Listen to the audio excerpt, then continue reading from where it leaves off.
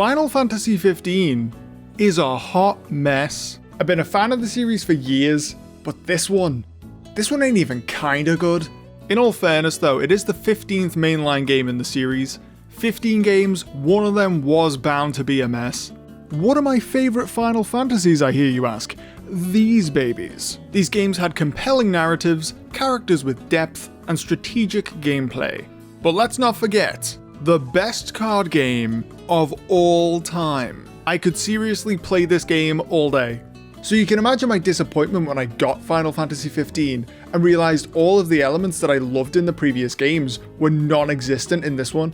I really wanted to like it, I tried, but honestly I couldn't even get past the first chapter. I've already pushed myself to the brink of death. 4 years later, I tried again, only I was determined to play it to the end. And I regret doing that. Woohoo! About time! To understand why Final Fantasy 15 is such a raging disappointment, first we need to talk about what made the older games in the series so good. Let's start with the characters. Here we're going to talk about the protagonists of Final Fantasy 7, 9, and 10. That's Cloud, Zidane, and Tidus. For the record, I've heard great things about Terra from FF6 and Cecil from FF4, but I haven't played those games yet, so this is an honorary mention for the leading characters that haven't been included but deserve some recognition. And before I forget, spoilers! There's gonna be spoilers for the following games and movies. I'm gonna spoil the hell out of Final Fantasy 15, so if you want to play it spoiler free, oh boy, did you come to the wrong place. First up is the original Prince of Indifference himself. Cloud is an ex-soldier with a mysterious past and spiky anime hair. He's not very likable in the beginning. This guy shrugs at almost every situation, showing a complete and utter lack of interest in anything but himself. But as the game progresses, we discover more about Cloud, who he is, where he came from, and what his role is in the story. Along the way, we grow to genuinely care about him as a character. When we first meet Zidane, he's a lovable, womanizing outlaw. He's instantly more likable than Cloud, there is no doubt about it. But there's still an element of mystery and insecurity in Zidane that brings us closer to him as a player, especially as we discover more about who he is beyond his charming personality. And then there's Tidus. Yeah, he's not for everyone. But there's no denying his story is iconic. Sure, he has his awkward moments, but he also has one of the most heartbreaking character arcs in the history of Final Fantasy. We're first introduced to a professional blitzball player who is clearly very confident. He appears childish and carefree, but as we learn more about him, we find out that he grew up in a broken home with a verbally abusive and narcissistic father who wasn't there for him. Tidus's insecurities stem from the father he grew to hate. His personality was shaped by the emotional abuse he received as a child. The memories of his childhood haunt him throughout the game, but as the story progresses, we get to watch him mature emotionally. We have 3 protagonists who all experience gradual development. As the player, we're given the chance to live vicariously through the characters, experiencing their stories through their eyes. Our emotional attachment to each character deepens and develops as they do. If they never change, there is no progression and things become stagnant. Without development, we wouldn't be able to connect with them at all. Well, maybe Zidane a little bit. That silver-tongued devil. Which brings us to Noctis, the modern day Prince of Indifference. Like Cloud, he's in a constant state of not giving a fuck. Like Zidane, he wants to help people, to save them. His love interest is also a former princess. And like Tidus, he has a complicated relationship with his father. Yet the plot does nothing to explore these qualities. They'd rather promote Cup Noodle than develop the main character. Any food you make tastes better when you use good ingredients, right? Then, if you take something already delicious like cup noodles and add in the finest, freshest ingredients, what do you get? The ultimate flavor experience. Cloud is extremely reserved, rarely showing any emotion, but this is for a reason. To avoid spoilers, I won't tell you what the reason is, but his demeanor can be justified by his backstory. He's not just being angsty, he's been through some shit. Meanwhile, Noctis does nothing but hide his feelings and reply to everything with short answers, rarely saying anything of substance. The reason for his introverted behaviour is never established in this game. There's no reveal, there's no backstory to it, that's just how he is. If you linger on the menu in Final Fantasy IX, you'll see a quote from each of the main characters. Virtue. You don't need a reason to help people. Sorrow. How do you prove that you exist? maybe we don't exist. These quotes give the player some insight into the mindset of each character. The backstory from each of them coincides with the themes established in these quotes. They don't just tell you what the characters are like and leave it at that. They give you the backstory and then develop them even further. The characters aren't the way they are for no reason. Noctis is. He's angsty for no reason whatsoever, and we're supposed to just accept it. That's his personality. The few times he does have a moment of emotional growth, it's gone within a second as if the moment never happened. It never feels like he's learning anything as the story goes on. It's more like a series of isolated moments that have been pieced together with no continuity. It's this lack of change in Noctis that creates a disconnect between the characters and the player. I still don't know much about him, even after nearly 100 in-game hours. I don't understand his mindset, his romantic relationship, or his daddy issues. I'd have loved some insight into the relationship between him and his father more than anything else. I think that could have been a great way to add some realism to the story whilst developing Noctis as a character. There are a few moments that explore this theme, but they're few and far between. After each moment ends, Noctis is exactly the same as he was before. He doesn't grow. The only time he matures as a character is late in the game, which fucks with the pacing. Noctis remains bland and underdeveloped for the majority of the story. Every opportunity to add some heart to his character was ignored. You could argue that Noctis is intentionally bland to allow the player to project themselves onto him and experience the story from his perspective, but that's not what Final Fantasy has ever been about. The characters have always been fleshed out, but with just enough ambiguity for the player to connect with the story on a personal level. Some games, like Mass Effect, warrant a less defined protagonist. With choice being a heavy theme in the game, it's the player who dictates what course the story should take, not the characters. Each choice the player makes affects the outcome of the story, so in a way, the player is Commander Shepard. Report to the ship as soon as possible. We're bang, okay? It's excusable for Shepard to be less defined as a character for this very reason, but in Final Fantasy, you're following a linear path with a beginning, middle, and end all predetermined so that everyone shares the same experience. In Final Fantasy 15, they introduced choices that Noctis can make, like take more pictures of Ignis, and let's drive at night despite his warnings. Noctis being bland could be excused if these choices affected the story, but they don't. They are trivial. Whatever the player chooses, the outcome of the story is the same. When a choice is introduced that feels like it should matter, you get railroaded. All yours, Ignis. Come now, he always drives. Be a friend and let him rest for a change. So why have choices at all? It would have been better to develop Noctis through linear storytelling, making him more likable and relatable, instead of giving us an empty shell and fake choice. There's a right way and a wrong way to write a main character. This was the latter. We can talk more about Noctis later on. I'd like to take a minute to talk about the characters that accompany him, his bros. One of my favourite things about the older games is how you start with one character and gradually assemble your team. In 10, we start with Tidus, and we meet one or two characters in the intro, like Auron, but it's only when we arrive at Besaid that we start to assemble the Dream Team.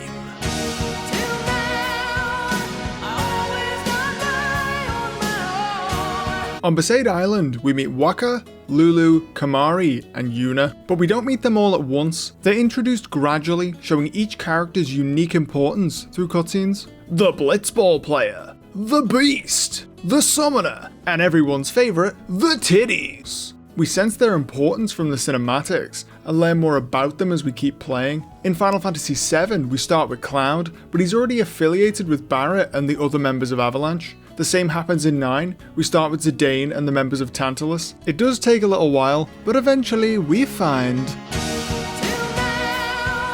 Soon we switch to Vivi, then Steiner, and so on until the team comes together. This happens gradually, unlikely friendships formed from common goals. As the characters start to grow on us, we want them to come together. This makes it really satisfying when they finally do. Unfortunately, the way characters were introduced in this game feels really heavy-handed. We meet Noctis, Prompto, Ignis, and Gladio all at once in the first few moments of the game. We aren't given the time to get to know Noctis before 3 other characters are introduced. From the moment the game starts, it feels like a weird bromance road trip. Making my way downtown, walking fast, faces past, I'm homebound. They all know each other already, but the player doesn't. How are we supposed to get to know them if their camaraderie has already been established pre-game? The fact that they were all together at the very beginning made me feel like a fifth wheel. This is not how we do things in Final Fantasy. Characters need to be introduced gradually, giving the player time to adjust to each one. We even meet the king in the intro cutscene. This is the intro and already we've met Noctis, Gladio, Prompto, Ignis, and King Regis. It's too many pivotal characters at once. It's too much! Excuse me, it's too much! I actually noticed an interesting choice of words during this scene. Noctis refers to his own father as Your Majesty, rather than father or dad or daddy. And he avoids eye contact completely. Set forth with my blessing, Prince Noctis. Thank you, Your Majesty. I understand that he's a prince, and because of his environment it might be appropriate to use formal titles, but later in the game we discover that Noctis attended school like every other child. Why would the king send his son to a public school? Surely he would have him homeschooled, but he didn't, so the image of royalty mustn't be that important to him. Certainly not enough to have his own son refer to him as Your Majesty. If you listen to the way that Noctis talks, it's very clear that he's akin to characters like Prompto, young and free-spirited. So, what you doing? Nothing much. Just chillin'. Cool. He refers to his guardians by nicknames. He mustn't respect titles all that much if he's using nicknames for his appointed guardians. Which means he didn't call his father Your Majesty out of respect. He did it because there's a very apparent rift between them, caused by his father's position as king. With all that in mind, can someone please tell me, why was this never explored in the story?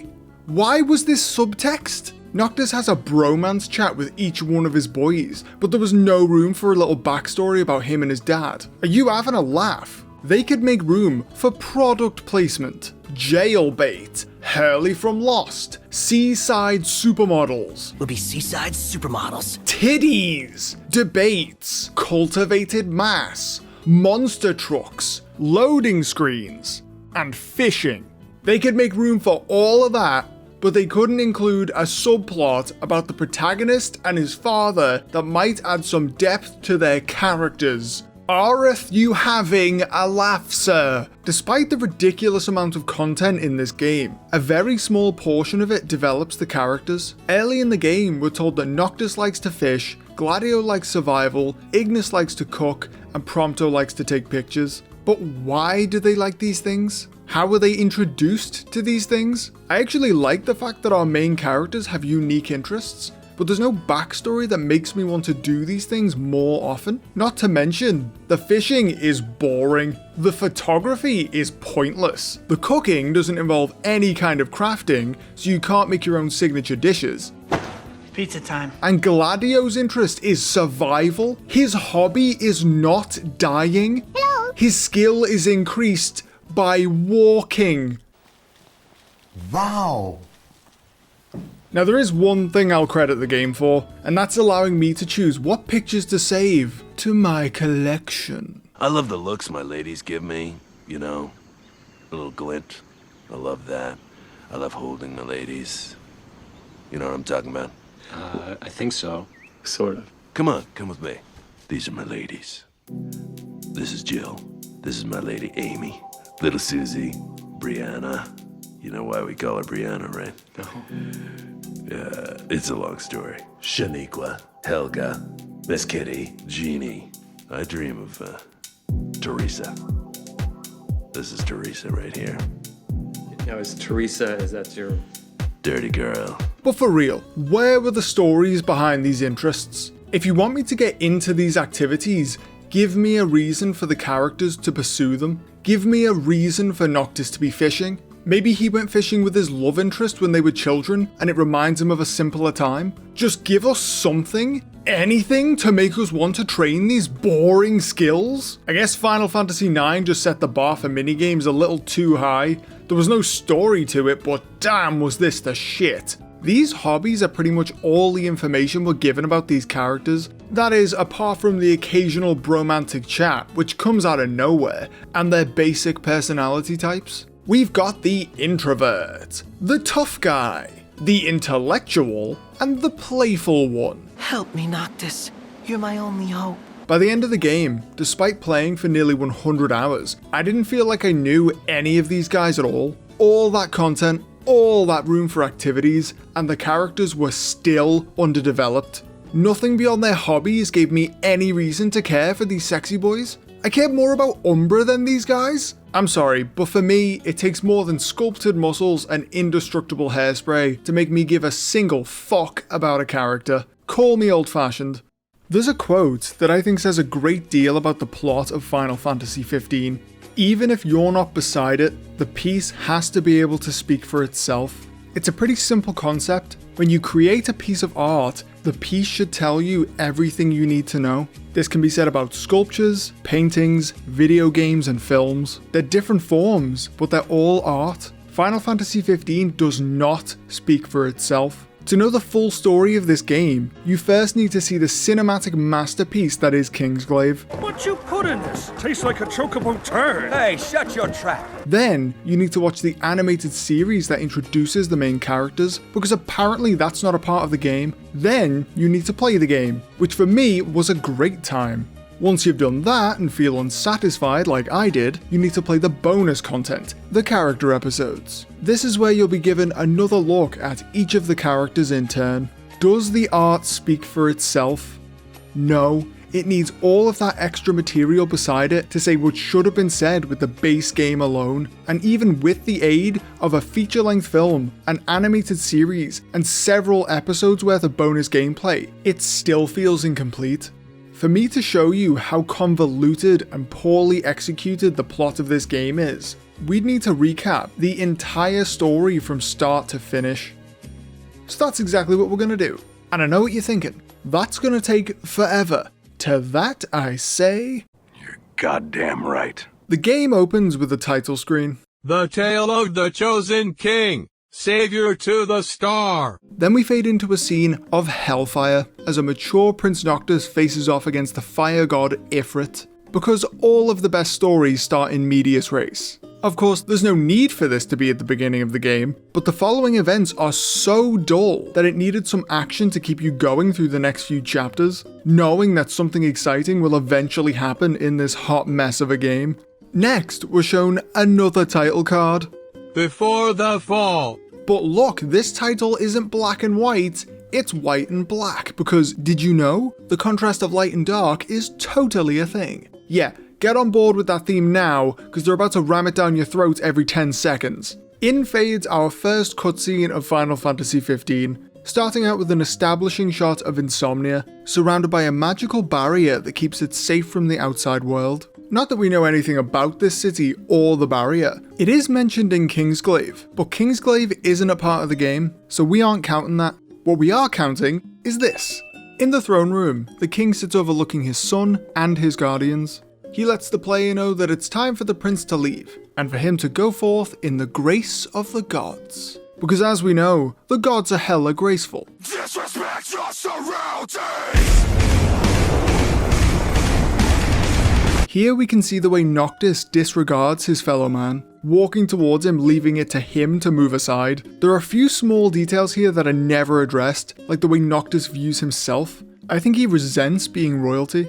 They discuss the topic of becoming king and the pressure of that responsibility, but I feel that there was more to it than that. It felt to me that Noctis never liked his title, even as the prince, but I don't recall that ever being a theme. Noctis and Du Bois head out, but Regis calls them back so that he can deliver one final message, as he fears he has left too much unsaid. This brings us back to what I said earlier. This is a huge aspect of Noctis' backstory that's left unexplored. There's something that Regis isn't telling him, a tragic part of the story that isn't given much attention and deserved so much more time than it was given.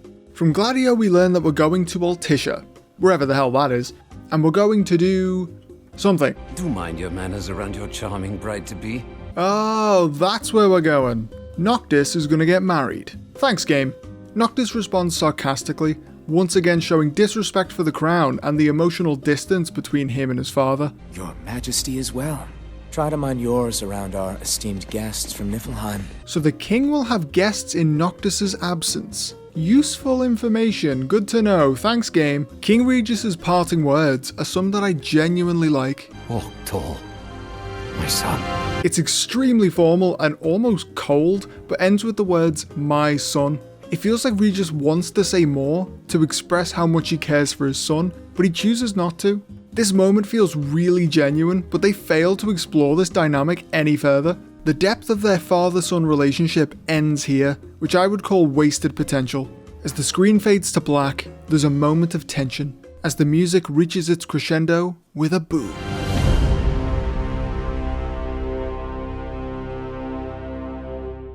Dramatic, right? We'll say goodbye to the tone it just established for the past 4 minutes, because it's time for the game to start. The boys are on the road to Altissia, where Prince Noctis Lucis will marry Lady Lunafreya Cockenstuff. Hold up, that's not them. That's them. You know, this game only just started, but I feel like it's lacking something. Sexy buff tank top wearing anime dudes. Oh my god! Now that's more like it. You know what else it needs? Pushing. Oh my god! That's more like it. Wait a minute. Is that Florence and the Machine?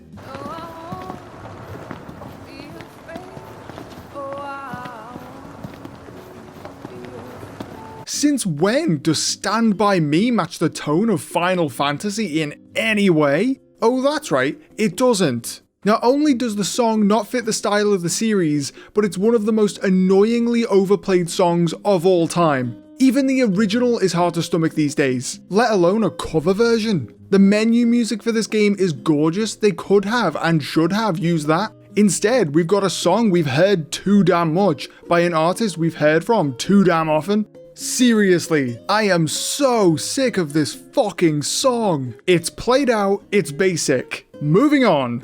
With the regalia broken down, or regalia, I don't know, either it's a Latin thing, I'm not gonna get into it. It's Latin, it's a car, the car's broken down. With the car broken down, the boys make their way to Hammerhead, where we meet Jessica Negri. Today she's dressed as Cindy, a southern belle with a huge pair of goggles. And titties. But mostly goggles. Lucky for us, there's a man here to tell us what's wrong with the car. Run along, little girl, the men are talking. Sid somehow knows exactly what's wrong with the regalia without even looking under the hood. To kill some time and make a little money to pay for the car, told me he ought to have y'all take care of some ornery varmints that have been causing a ruckus round here. Seriously, that's how she talks. And it's at this moment that we get our first taste of real gameplay. But more on that later. With the creatures slain and repair funds gathered, it's time for a photo shoot. That Hansel's so hot right now. After the shoot, the boys hit the road. On the way we meet the goodest of the boys. Apparently this dog tracked Noctis all the way out into the middle of fucking nowhere just to bring him a message from Luna. Because in a world with spaceships, cars, and super advanced robot armies, the best way to communicate is to write a one-line message in a book and have your dog run 1,000 miles to deliver it. How is this not considered animal cruelty? Anyway, now we travel 12 years back in time to see baby Luna giving baby Noctis the book. She asks him to take it with him when he leaves, so that they can stay in contact. Because phones don't exist yet, but robot armies do. Hey, don't look at me, it's just science. Wait a minute, no. Phones do exist. Noctis uses his all the fucking time. Why not just give Umbra a phone to take to her? Then they can send sexy pics or whatever the kids are doing these days. Her message to Noctis is more pathetic than you could possibly imagine. It's come time for me to leave Tenebrae. It's come time for me to leave. But wait! There's more! Now it's Noctis's turn, and we get 3 choices. Sexy and direct, sexy and romantic, and my personal favorite, sexy and distant. Yep, this good boy traveled across the land, searching far and wide for us to say, got it. And they don't even give the dog a treat. Noctis just pats him on the head and says, fuck off back home. That is evil. Next stop, Golden Key.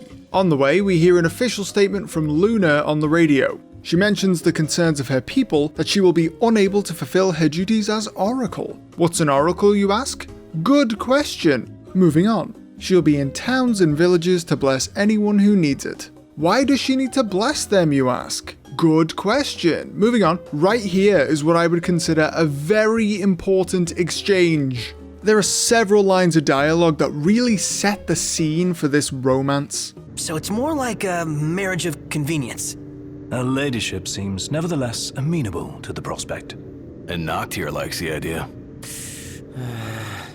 What's that?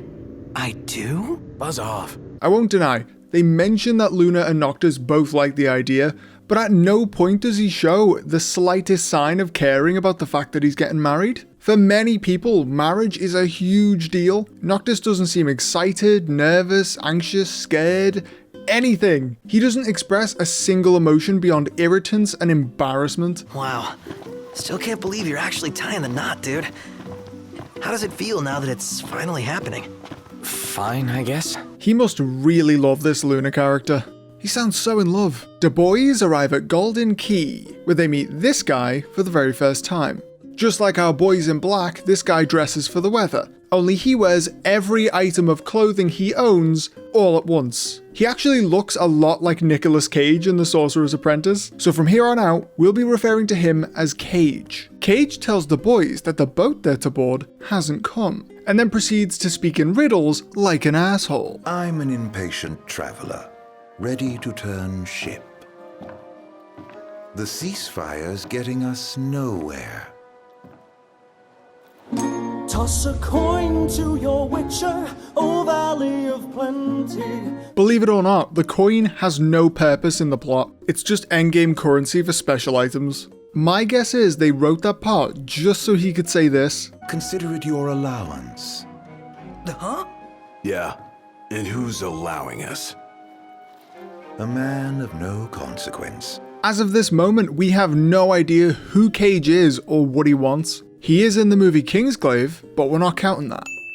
Unfortunately for Noctis, this of a reporter realizes who he is and decides to blackmail him. If you want to remain incognito, I'll respect your wish, in exchange for a favor. Seriously, that's how he talks. Like a real human being. Noctis runs an errand for the real human being, sees a massive chicken, and heads on back. Makes you wonder, why would a reporter blackmail the prince and not get some kind of interview out of it? Isn't his job to, report stuff? Doesn't matter. With his anonymity intact, Noctis can finally board the ship to Altissia. At this moment in the story, dark and plot-relevant things are happening back in Insomnia, but that's not included in the game, at least not the PlayStation 4 version that I played. It is in the movie Kingsglaive, but that doesn't count. If it's not in every version of the game, it doesn't count. It may have been included in the PC release, but that's simply not good enough. The following morning, Ignis brings bad news. Literally a newspaper. Insomnia Falls. What? This is your idea of a joke? The bad news gives Noctis quite a shock, and he shows some signs of life for the first time in the game, but he doesn't do it again for a good while. So instead of including the events back in Insomnia in the game, we're given a summary from Ignis. Visually stunning. I can almost see the massacre. It's so vivid. Or it would be if they showed it and didn't have this bullshit summary from Ignis instead. Now it's Gladio's turn to talk. So much detail in these visuals. I can taste the bloodshed. It's so detailed, I can taste it. But for real, he tells us that the king is dead. Noctis' father is dead. Everybody is dead. His marriage was a trap to destroy his family and his home. It was all lies. All of that death. And what does Noctis have to say? Yeah.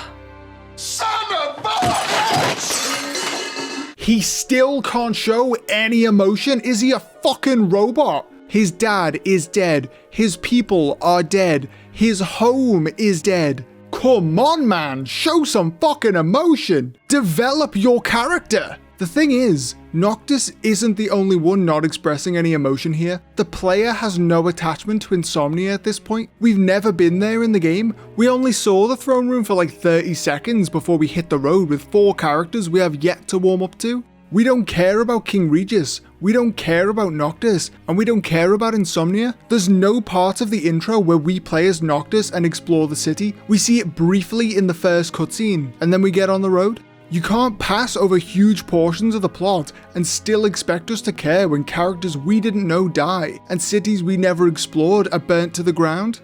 In this moment, the player feels inside what Noctis shows outside. Absolutely. Yes. Listen to me. On the road back to Insomnia, Noctis is in low spirits. As he fucking should be. All you'll find are lies. Like that ceasefire. We don't know anything about the ceasefire because that's in the movie, not the game. Cage did mention it, but we didn't know what he was talking about either because we aren't including the film in this. Here we learn about the Magitech army and the peace treaty, not through gameplay or cinematics, but through exposition. Nice crispy exposition. There are soldiers all over the border. Insomnia is completely overrun by Niflheim. But why did they go to all this trouble to take Insomnia? If we do watch the film, we see that Niflheim is winning the war, but for some reason they decide to extend an olive branch in the form of a peace treaty. They then use that peace treaty as a means to stab Insomnia in the back.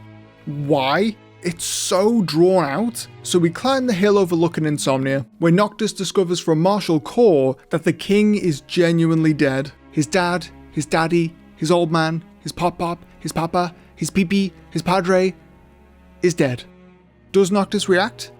Does he fuck? His eyes widen, he makes an anime noise, and that's it. Why? 'Cause bad writing, that's why. Here we see the Oracle for the first time in the game, other than when she was a little baby, which means they're not afraid of showing us things that are happening elsewhere in the world. If they're not afraid to show us what's happening to other characters, why couldn't they show us the attack on Insomnia? Better yet, let us play as the king. Playing as him would make us care more. Or let us play as Luna, bring the audience closer to these characters. Sure, it's pretty early in the game to have split narrative gameplay, but Final Fantasy IX did it and it worked out. You can't just shut us out and feed us exposition to fill in the empty spaces. That's not how video games work. The goodest of boys brings the book back to Luna. Then a new chick shows up, and Luna shows her a ring.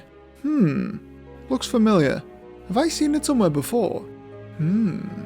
Nope, no idea where that ring came from. But lucky for us, we get this nifty little title. Thanks game. The screen fades to white, and then to black. Because themes. The power of kings. Got a message from my sister. She's with refugees bound for Lestalem. Whoa! Some genuine detail for once. Gladio is an older brother. Perhaps that's the reason he's so protective over Noctis. I wonder if they'll explore that side of him in the story. Don't count on it. Oh! Back in Hammerhead. Crystal and the King's Ring. What they've been after all along. Crystal? That sounds familiar. Have I heard about this before? Nope, never heard of it. They played my father for a fool. That is actually true. However, these words would have meant more had we actually experienced the events from the king's perspective. They could have done so much more with Regis, but they didn't. They don't explore his relationship with Noctis, they don't show his death, and they show nothing of his past other than this picture on Cid's desk. Wouldn't it have been really cool to see young Regis and young Cid doing young guy shit? Yes, it would have. They do explore this in A King's Tale, the 2D side-scrolling video game set 30 years before the events of this game, but that's no excuse. The boys need to go see Marshal Kor in some tomb, but on the way there, we meet Monica. She looks like your best friend's hot mommy and speaks with absolutely no charisma. Most of the Crown's Guard didn't make it. It was all we could do to escort Lady Iris out of the city. So you think you'd be the tiniest bit extremely grateful for what they did, but all we get is this. I owe you guys big time. And yes, they pronounce it Iris even though it should be pronounced Iris. I don't know why. In the Tomb of the Wise, we meet Marshal Kor. Hold on. Is his name Corleonis? Is this the Godfather now? Look how they massacred my boy. So Noctis has to absorb the powers of the past rulers. To claim your forebear's power is your birthright and duty as king. My duty as king of what? And he gets a little angry at El Pappuccino for saving him instead of the people of Insomnia. A king is sworn to protect his people.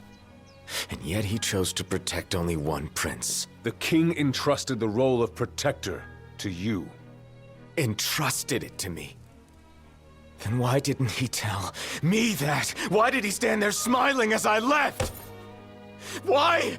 This moment of Noctis expressing his feelings about his father's decision should have been more than just one scene. It adds some depth to his character, but only for a minute, and then it's gone again. After this scene, it feels like Noctis just forgets what happened. It's like they saved all of his character building moments for like 2 scenes, and the rest of the time he's an emotionless robot. Core even says, "That day, he didn't want you to remember him as the king.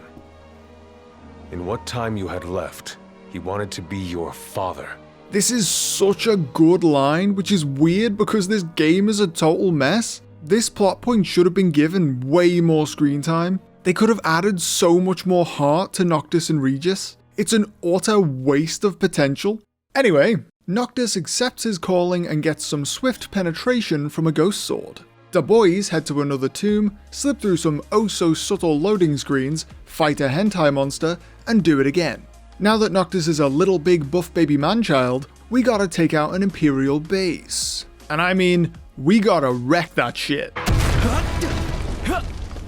Don't you just love it when the enemies are pointless robots with no personality? Sure, this one had an evil man-child inside it, but we only met him 30 seconds ago. There was no payoff from this fight. Where is the plot? We're already several hours in and nothing has happened. It's like a Twilight film. Where is the fucking plot? Oh, that's right. Everything of consequence happened off screen in a movie that came out before the game did. So, the prince eludes death. Of course he eludes death, you drip. You attacked when he wasn't in the city and then sent robo-powered man-children to take him out. What did you expect? And what of the elusive ring?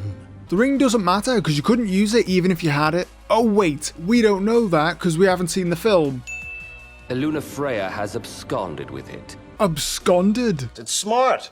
I used a thesaurus. Why do the characters in this game talk like they're in a Shakespearean play? When did that become a thing? So this is Luna's older brother, Ravus. He honestly looks more like Sephiroth than Luna. He's even got the whole one-winged angel thing going on. The King of the MILFs tells Ravus to find and kill his own sister and retrieve the ring. Not that he gives a damn. Yes, please, make me kill my own family. This guy rambles on about the Six, powers beyond imagining, the Oracle, a bunch of stuff. But I cannot concentrate on what he's saying because of this. I say mate the ball! I don't even know who you are yet, but can you kindly fuck off so I can focus? Thank you. Barring delays, she should have arrived by now. Maybe even had herself a look at the meteor. The meteor of the Six? The same. Its heat is harnessed to power Lestalem. Saucy exposition. Because it would have been too artsy to let the audience figure out what the meteor is for themselves. The boys arrive in Lestalem and head to the Leville to meet Iris. Daddy, when's Mommy coming home? I think Noctis might have a fetish for natural disasters, because the moment the earthquake hits, he starts creaming in his pants. He even says, My head just started throbbing. Classic soy boy beta cook. But this is no time for soy boy behavior, Noctis. It's time for hot babes. Wait, she's how old? She is not. She's 15! Too young! Too young to rule the kingdom! Okay, do over. I take it back. But this is no time for soy boy behavior, Noctis. It's time for respecting young ladies.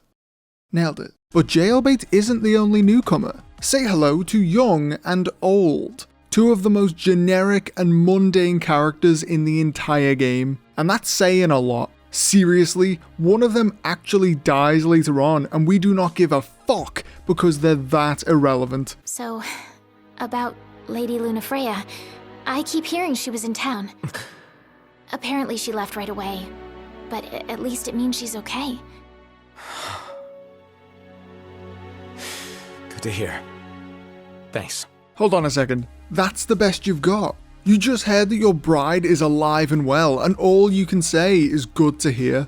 We're supposed to believe that he's genuinely in love with this woman, and yet they do nothing to show us that. Sorry, but I am not convinced. Sorry, what was that? Where is everyone? Oh, you're wondering where everyone is. Oh, they're out walking with Talcott. Well, isn't that convenient? As if the anime tropes weren't slapping hard enough already, we need the unavailable guy to go out with the pining underage girl. But as it turns out, this isn't actually a date. Iris just wanted to show Noctis her plans to make some serious stonks. Isn't it great? I'd buy out the whole place if I could. It's free real estate. Next stop is the power plant, the power behind the city of Lestallum. But get this, only women work there. As a matter of fact, women are the ones who do all the work in this town. Okay, Iris, that's enough outdoor time for you. Be gone now. Back home with you. Men are at work here. You know, Noct, this almost feels like a date. No. No. No. I refuse. You cannot make her jailbait and then have her flirt. That's fucked up. Honestly, what is wrong with this game? You can even make light of the matter, as if Noctis is actually interested in this underaged girl. If it were, your brother would kick my ass. Well, we better keep it quiet then. No. No. No. Start. No. The breeze feels so good. No. Haven't had fun like this since we were kids. You are still a kid. Speaking of kids, the generic one from earlier is back, and he mentions a legendary sword that's behind a waterfall, which happens to be nearby. The legend says to look behind the waterfall. What does the waterfall say? I think it says... Nothing, because it's a waterfall. Another healthy dose of penetration later, and Noctis is exactly the same, because development doesn't exist in this game. The boys leave the cave, and once again, Noctis totally comes. You totally came. Yes, I did totally come. He has some kind of condition. I don't think we're supposed to talk about it. Basically, every time he comes, he sees the Disc of Corthus. I hear like 1 in every 25 people has it. It's not uncommon, but it's not something you want to go talking about in a fancy restaurant. Was this tip really necessary? Did it deserve to be on a loading screen? You couldn't have put some cool looking beasts up there for me to rotate like in Skyrim, or some of the random Final Fantasy babes from my collection. You needed to tell me what game over means. How very useful, because the words game over don't already say enough. Damn, this place is hot. Just take your shirt off. Was that an invitation? Don't tempt me, sir. God damn. But never mind, Noctis skipped immediately to the happy ending. Not again. Yes, again. Oh god. Cage is back. Visit the Archean and hear his plea. I can take you. Not quite sure why he has to take them. You can see the crater where the Archean is from here. I'm not one to stand on ceremony, but such an occasion calls for an introduction. Please call me Arden. No, I will not call you Arden. I will call you Cage. For you are the physical embodiment of Nicolas Cage and the Sorcerer's Apprentice and should be named accordingly.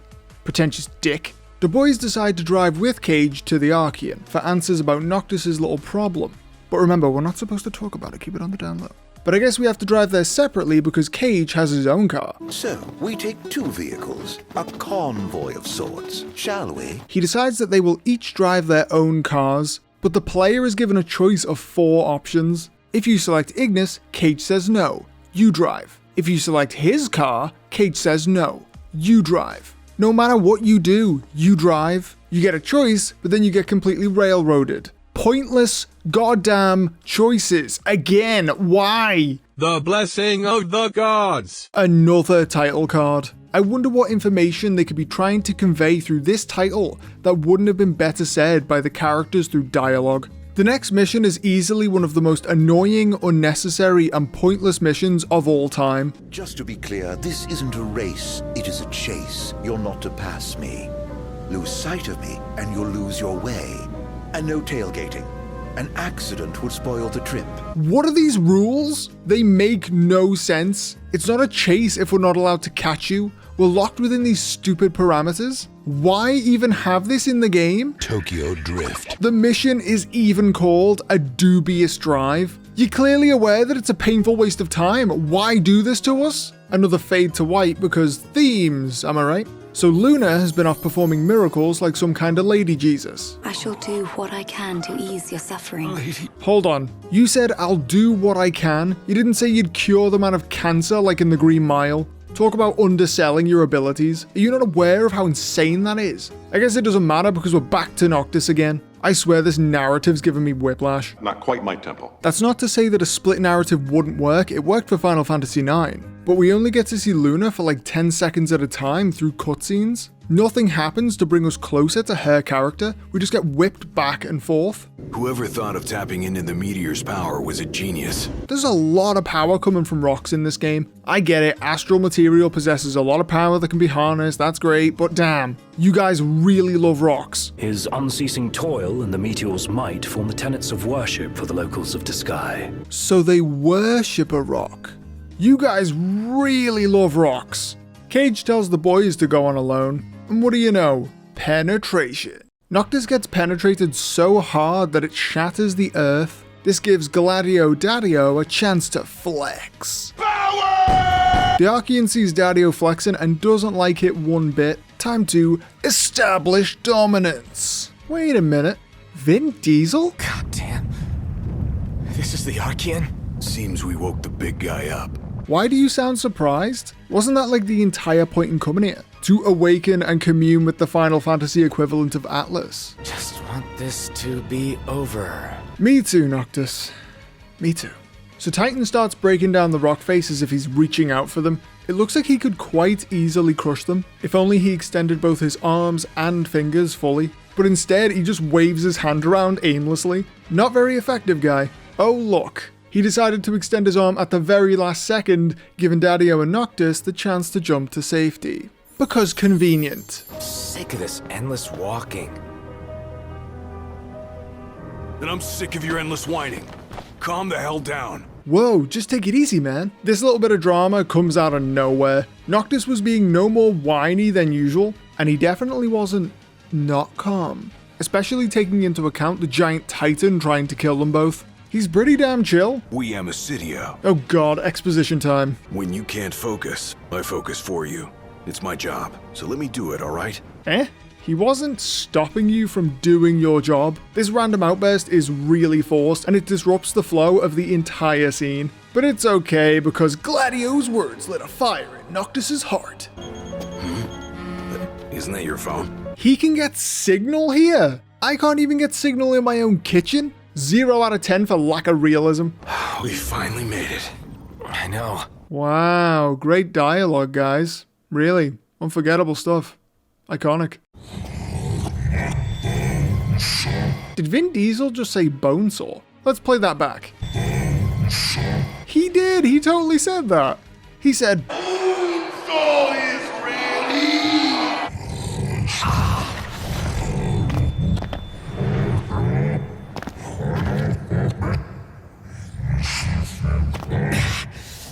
What the hell is it you want?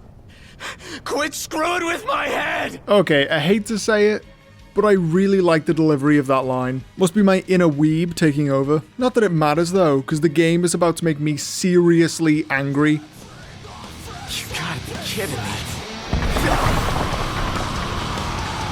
Somehow that didn't kill him. How didn't this kill him? Oh yeah, plot armor.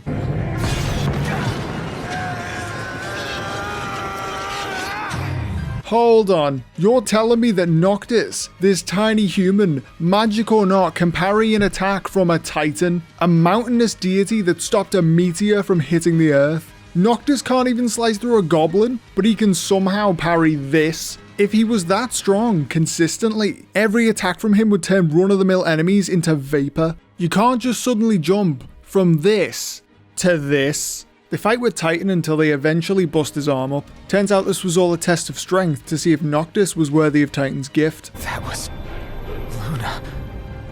You spoke with her? Not sure grunting counts as speaking there, guy. The boys escape on an Imperial ship manned by none other than Cage, who officially reveals his identity. Izunia! Arden Izunia! Could he not have just killed them back at Golden Key? It would have solved so many problems. Several days later, our homeboy Ravus makes a public announcement addressing the Imperial blockades around the region. We believe the insurgents behind the Citadel attack have taken refuge in Disguise. The blockades shall help us root out the criminals. But the Imperials attacked the Citadel? Everyone saw the Imperials attack Insomnia. They clearly saw the Magitek army decimating the entire city, the army owned by the Imperial Empire. You're telling people that Imperial blockades have been put up to help you find the ones who attacked the Citadel, when everyone already knows you attacked the Citadel? Who was this announcement for? Everyone already knows it was you? Unless you're trying to tell us that no one knows it was the Imperial army. How could that even be possible? Thousands of people fled the city during the attack, knowing that Milfheim betrayed Lucis. Word about the attack would have spread from those survivors alone. Am I missing something, or does this broadcast make no sense? Cage sets the boys down by the Chocobo post. Chocobo? Chocobo? Either way, it's made up. They're out in the middle of nowhere, beds empty, no note, car gone. But wait, Umbra shows up. Slow down, you little piece of sh**. Gentiana. Who the what now? Hear me, O King of the Stone. By the Stormsender's blessing, will the path to the stone be opened. Oh god, more riddles. Basically, the mysterious hot babe says that Luna is an Altissia and that the ring is safe with her. She's a messenger. A spirit. Faithful to the Oracle. For real? We're going beyond real now, pal. They just fought a goddamn deity, and somehow Prompto is mind blown by a spirit. Wait a second, if Gentiana is Luna's messenger, why do you have this good boy as a slave? Who's a good boy? Now he is such. Now who wants a little scratches behind their ears? What is this reaction? Is he happy? Is he relieved? Is he coming again? So I'm coming day and night. I mean, it's terrific, right? Once again, we get a choice of 3 plot-defining replies. This has got to be like the Final Fantasy equivalent of sending nudes, right? Messages too spicy for Gentiana, better give them to the dog. Okay, time for a random flashback. 12 years earlier. At least the exposition comes in the form of a history lesson this time, not awkward dialogue. Basically, the crystal was gifted to mankind by the gods, and the kings of Lucis can use the crystal's power, but they're also responsible for protecting it. Why? Why can only the kings of Lucis use it? The Six gave the crystal to mankind. Why can only one line of kings use it? King Regis was guarding the crystal, as the kings before him did, waiting for the day the crystal would crown the King of Light. To crown the King of Light is the calling of the crystal. Okay, I get that, but why can only the kings of Lucis use it? Even with the ring, other people cannot use it. They get burnt up like Ravis. Not that we know that. And keeping the crystal safe until that day falls to the line of Lucis. But why? Why does it all fall to the line of Lucis specifically? The King of Light could be from any line? Do the Astrals have foresight to know which line the King of Light will be in? Some answers would be great. And I'm the chosen. Yes, only the true king, anointed by the crystal, can purge our star of its scourge. In short, Noctis is the King of Light, the one who will vanquish evil from the world. But why? What qualifies Noctis to be the King of Light and not someone else? Is it like Harry Potter, where the big bad evil guy will always choose the one most likely to destroy him no matter who he chooses? Is it that no matter who the crystal called, the outcome would always be the same? It's hard to understand why the line of Lucis was chosen, and why only they can wield the power of the crystal. Okay, so Lil Nocky needs to go storm chasing for his next trial. He touches this electric rock tree thing, and we're sent into a flashback where we see Noctis is sitting in a wheelchair. But why? Why is he in a wheelchair? This, and the reason for his introverted nature, are both apparently answered in the animated series Brotherhood and the Platinum demo of the game, but we aren't counting the bonus content, so I guess we'll never know why. Ooh. Gentiana, my messenger. So these two get acquainted, but not much else really happens in the scene. What I would like to know is why her eyes are open in this scene when they weren't open before. Is there some backstory to that, or was it like a bug with the character model? The Oracle's call awakens the gods. She's fulfilling her role as Oracle. But why do the Six need to be awakened? They're gods? Why does Luna need to wake them up? I have so many questions. We touch a few more electric trees, and Noctis gets his next divine gift. Ramu, the god of bass drops.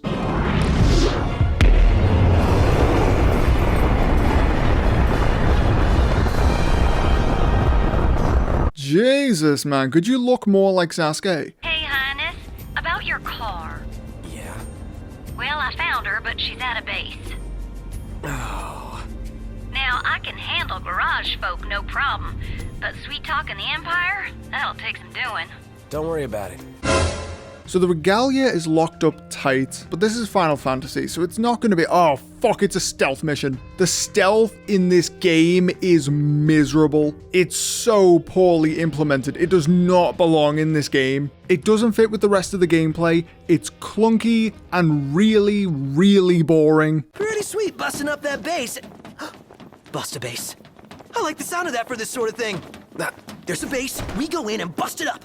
Bust a base. Oh my god, this dialogue is like sandpaper down my fucking ear holes. Make it stop. Guys?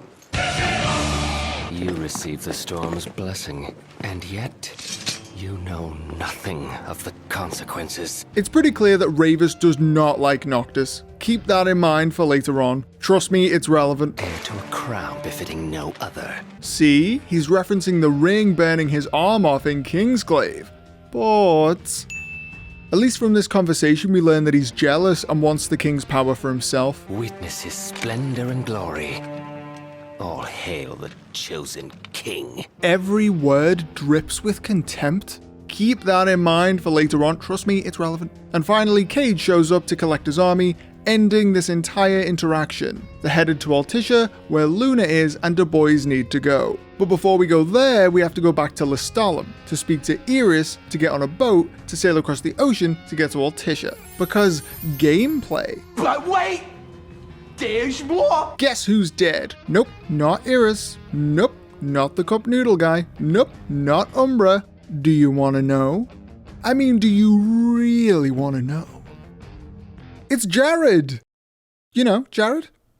Come on, you know Jared. The old guy? Yeah, you know the old guy? Yeah, he's dead now. You'll cry. You're gonna cry. You always cry. See? You're crying.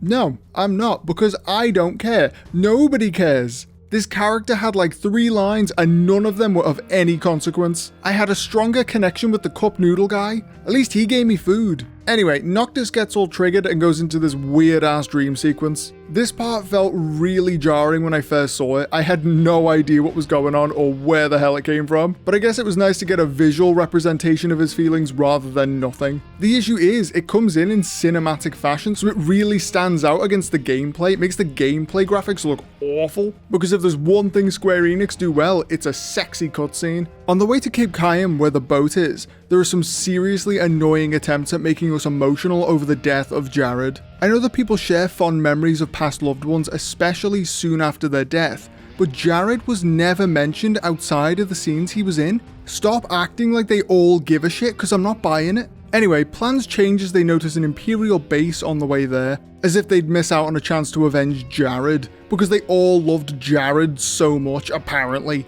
When night falls, the boys sneak into the base to track and incapacitate the Imperial commander, Caligo. Caligo? Several loading screens later, we take him out while Gladio and Prompto start making a ruckus nearby. What was that ruckus? I'm not even sure why we needed to knock this guy out. Ignis said to take him into custody. No idea why. I'll escort him off the base. You regroup with the others. Okay, this guy must be pretty important if Ignis is taking care of it himself. After all, he is the responsible one. When he finally catches up with the group... Glad to see you lot were successful. Does that mean you weren't? I placed our captive into the hunter's custody, but I've just been informed he's fled. Wait, what? Firstly, where did the hunters come from? Secondly, why did you give him to them? And thirdly, how the fuck did he get away? This is such lazy writing. This girl is the nastiest skank bitch I've ever met. Do not trust her. She is a fugly slut.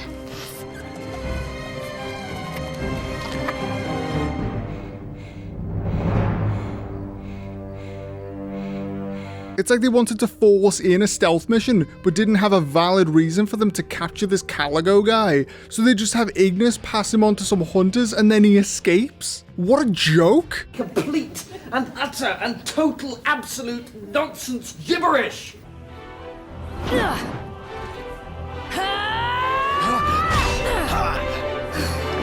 Hey, pretty boy. Oh lord, she's spice. See what you can do. Just hit me, please. Good lord, hit me, mommy. So Aranea, or as I call her, Mama Spice, doesn't actually stay that long. She bails after a quick fight. Sorry, but this girl doesn't work after hours. We should play again sometime, pretty boy. God damn, she's Spice.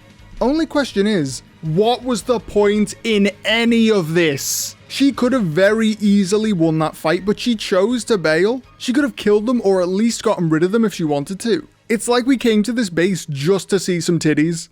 But at what cost? At what cost? Ooh, another one for the collection. After the fight with Mommy, the boys make the long drive down to Cape Cayam. So long. It feels like forever since I've seen some titties. It wasn't like 2 seconds ago or anything. Better get Cindy in here to remind us of what they look like. Oh, that's better. While the boys wait for the boat to get fixed up, Gladio claims he has business to deal with alone. Where's he going? We'll never know unless we play the DLC. It's actually funny because this leads to one of the most random and awkward events in the game, but more on that later. Wow, they cut to Luna without an offensively bright white screen. Does that mean the presentation of the themes in this game is about to see a sudden increase in quality? Ha ha ha, if only.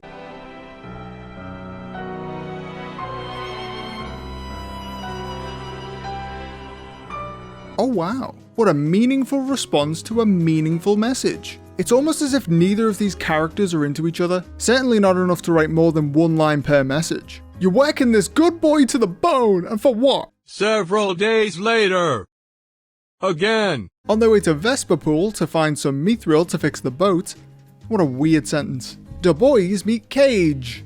Again. And they just follow him, like he's not their enemy. Why? Because reasons. But it's okay, because our spicy mama's here. Oh lord, she's spicy. The boys walk up to her pretty casually as if they didn't just have a fight with her a few days ago. Why? Because reasons. For some reason, she's ordered to keep the boys company while they search for mithril. Something not quite right with the Empire lately. Oh, you mean how Ravus was hunting Noctis and Du Bois for a little while there, putting blockades everywhere trying to catch them, and then suddenly stopped because of Cage, who's been assisting them sporadically throughout the entire journey despite being part of the Imperial force himself. Like right now, ordering you to assist them in this tomb instead of capturing them. Something's not quite right. You don't say. What? Did something collapse? Now this boss is pretty fucking cool. Shame all we have to do is hack at it on repeat until it drops dead. No strategy, no preparation, just beat it like it's Johnny Depp. Don't worry, no one's gonna believe him, he's a man. Every enemy feels the same. The bosses don't feel like bosses because the combat style remains the same. There's no advanced strategy required to kill the boss. You just wail on it like every other enemy in the game. It takes all of the oomph out of it, all of the impact. That concludes our business here. Do you see what I mean? The bosses don't feel important. It's like they don't care about anything that happens around them. They might react momentarily when the monster appears, but once that moment's passed, they're back to not giving a single fuck. Whether it's a dragon or the big bad, they just don't care. Several hours later. Aranea gives the boys a lift back to Lestalem where they meet Holly, an engineer who knows how to treat mithril. I have to say all of this in a really weird voice sometimes because the words aren't real and I can feel how not real the words are and I can tell how ridiculous I sound and then I end up saying mithril. It's the words, it's not me, I promise. Noctis, dressed in a hazmat suit, needs to clear the demons out of the power plant. Remember the one run by women? Good job, ladies, you let the demons take it. This is why we make more money than you. Amanda's in there. There's a hunter who went in right ahead of you. Oh, I wonder who that could be. They could have sent Ignis or Prompto with him, but they didn't. I wonder who the mysterious hunter could be. So, you might back up. Wait a sec. You sound familiar.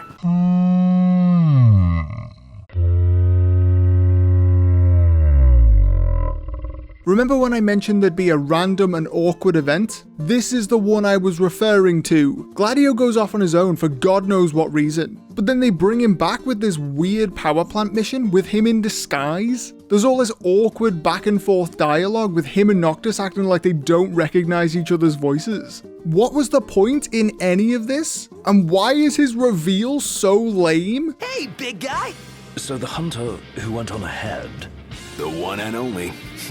How you been, fellas? What was the point? Time to send some more sexy messages to Luna. Oh yeah, that's the stuff. I would have liked it more if there was some kind of magical connection between the True King and the Oracle. That way they could say more than one line at a time. It might take away from the "they haven't seen each other for 10 years" thing that they have going on, but you could make the connection weak at first so it gets stronger with every god or goddess Noctis encounters, and then the closer they get, the closer they come to actually seeing each other again, the connection gets stronger and stronger, and then they see each other, and it's super romantic, and it's crazy. It's like, whoa, they're actually there, but they think they're and then they're actually there, and it's super romantic. That would be awesome. Or it'd at least be better than writing in a diary. I swore an oath to protect the king, but I wasn't strong enough to uphold it. Ain't nothing nobody could have done to stop what happened. But you need to realize just what you mean to the boys by your side. Remember, those ain't your bodyguards. They're your brothers. Nope, they are definitely his bodyguards and not his brothers. You can't just chat sentimental faff and make it true. Sure, you're sad about Regis dying and you want Noctis to open up about his feelings with his boys. However, we didn't actually get to experience any of the backstory to Cid and Regis' friendship, so we don't care that he died or that he's sad. This wannabe emotional chat falls completely flat. In Altissia, Sephiroth and Cage are having a lovely chat in the rain. I know the price of the Covenant. The way this line's delivered is as if it's giving us a little peek under the veil. Apparently Cage knows about the Covenant between Luna and the Six, but why is he saying this to Ravus? We already know that Ravus knows the price of the Covenant, because he said this back at the Imperial base. You know nothing of the consequences. If Ravus knows, I would expect the Imperial Chancellor to know too. Ravus is from the Oracle bloodline, but he's been loyally serving the Imperials for most of his life. I imagine that he's told them a great deal. I'm pretty sure whatever he knows, they know. I get that they want to remind us that something's up with Cage, he knows too much, but this doesn't feel like the right way to do it. Back on the boat, the entire journey to Altissia is one massive lore dump. The Six, how Luna got the ring, Ravus' Magitech arm, King Regis' sword, Cid's past, and even Cindy's childhood. Because this information was too valuable, too damn valuable to deliver through gameplay or even cutscenes, we needed to hear it all at once on a boat. The government issued a statement promising that the reasons behind awakening the Hydrian would be clarified in the ceremonial address. Wait, what? We needed to hear about Ramuh from a messenger of the gods, but now they're broadcasting the awakening of the Hydrian on the fucking radio. Do people believe in gods or not? You can't have people saying, "Never dreamt I'd see lore come to life before my very eyes," and then have them talking about waking up the Hydrian like it's perfectly normal. The boys didn't know what the fuck was happening back when it was all headaches and earthquakes, which turned out to be Titan. They only found out about Ramuh from Gentiana. But now everyone in the world is like, I'm pro-awakening. All gods want to be awakened. Gods are people too, no matter how asleep. They acclimated pretty fucking fast to the news that gods are in fact real and will be coming soon to devour a city near you. This is not how you tell a story. All consistency has gone out the window. Consistency has left the building. After that painfully long boat ride, the boys decide to get right down to brass tacks. Getting the important stuff done first. You know, the main event. Staring at the dress Luna was gonna wear to the wedding. This is what men do. Man shits. Boats, dresses, black leather gloves. My name is Camellia Claustra. First Secretary of the Accordo Protectorate. You should know, we have Lady Luna Freya in our care. Basically, she's an important figure in this city that's under Imperial rule. Noctis needs to make a deal if he's gonna get his freak on. If he's gonna get his girl back, before Clinton hands her over to the Empire. Look kids, a plot device. Oh wait, she's not plot devicing today. She's just showing off Umbra's special time travel powers. Because doggo. Ugh, I'm all sticky and gross. Woohoo! Bath time! What the bath time's over. It's debate time now. Oh, you want more bath time? Well, this isn't about you. Check your ego at the door. We have to engage the first secretary in a manner befitting a king, and strive to win her trust and cooperation. Yes, we can choose to act like a king or a 10-year-old. Not that it matters what we do, because if Noctis wants to summon the Hydrian, they need to agree to evacuate the city of Altissia and fight off the Empire without assistance. In return, she'll give him Luna. But why? Sure, they're under Imperial rule, that's never going to be nice, but things look pretty peachy here. The city's thriving. It's straight thriving. Are they not thriving? They look like they're thriving.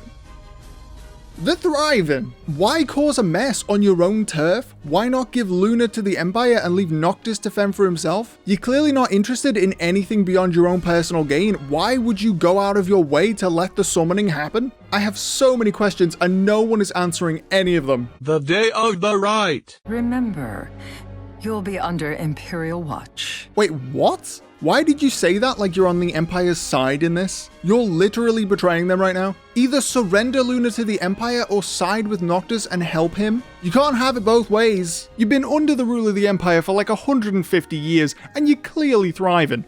You're thriving. Why mess with that? Think of it as a necessary evil in order to forge the Covenant. Why do you care about the Covenant being forged? It doesn't benefit you. I mean, technically it does, but I don't think she has any idea in the way that it does actually benefit her. I'm like, she's not an oracle. She's not the true king. She doesn't know what's going on. Honestly, at this point, we don't even know what's going on. So she definitely doesn't know what's going on. So why does she want the Covenant to be forged? This makes no sense. Okay, so it's time to start the summoning. No, not that summoning. I meant the lame one with all the awkwardly written dialogue. But first, we need some kind of awkward interaction to end the scene. Something in classic Final Fantasy XV fashion.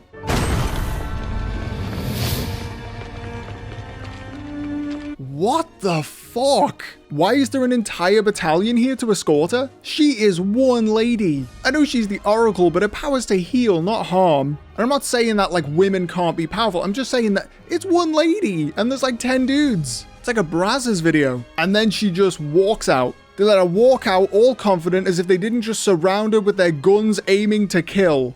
You let this happen. You let that happen. Fucking morons. Next. Dear friends, I stand before you today with little hope the words I speak shall reach beyond these walls. First of all, those words aren't going to reach anyone. You don't have a microphone. No one can hear you. Secondly, there are no walls. You're outside. Sure, it's the walls of water, but those walls are figurative, so shut your face. I stand before you here in Altissia to call upon Leviathan, goddess of the seas, spirit of the deep. By the sacred rite, I will commune with the Hydrian. Isn't it weird that no one seems to care about a god or goddess being summoned? Might I refer you once again to this line? Never dreamt I'd see law come to life before my very eyes. Whether they believe in gods or not, it seems a little weird that no one is fazed by the concept of summoning a deity. There are monsters everywhere, so I guess I can overlook this one. But I'm not happy about it. On my honor as Oracle, I will not rest until the darkness is banished from our world and the light is restored. That's a nice speech. Not at all riddled with cliches. Luna refers to darkness pretty generally here, and yet somehow everyone understands what she means. Despite the fact that most of these people didn't even believe the gods were literal things until like 2 days ago when Titan kicked off and everyone was like, whoa man, it's like lore come to life, dude. Do the people of Eos even know what she's referring to when she says darkness? Do they know what it takes to banish darkness? In the Dawn of the Future, it's mentioned that Bahamut's original plan was to purge the planet of life. It's fun, right? Wrong. These people are cheering for things that they don't fully understand. Obviously, I know that it's a game and it's all a quest to save the world from the big bad, which everyone knows is darkness, but I also enjoy being a dick. Anyway, Noctis gets a little weepy. Gonna cry again? Cry, cry. That's the only thing you're good for. Now, I don't know if they literally look at each other and nod, but if they do, it's fucking stupid. There is no way that these two can see each other through this crowd. I like to think that they just sense each other with the force and it's a little nod of, hey bitch, I feel you. Jokes aside, this scene is actually one of the better ones in the game. The music is beautiful, the boys aren't around, Noctis doesn't say anything other than, Luna. And the speech was fine, I guess. The sound design could have been better. I swear I can see the vocal booths that these voice actors are standing in. But compared to the rest of the game, it's decent. Seriously though, get a microphone and remove the duplicates in close-up shots. It's just lazy.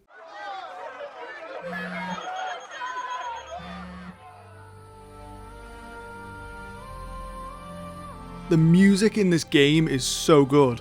This is actually quite What the fuck is that racket?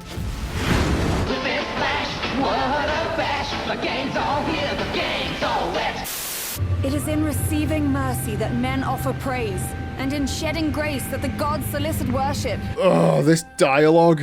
It's bad enough that it reads like a Shakespearean play, but the dull delivery from this actress is just criminal. I'm struggling to even be alive during this. I vow, the king will prove himself worthy.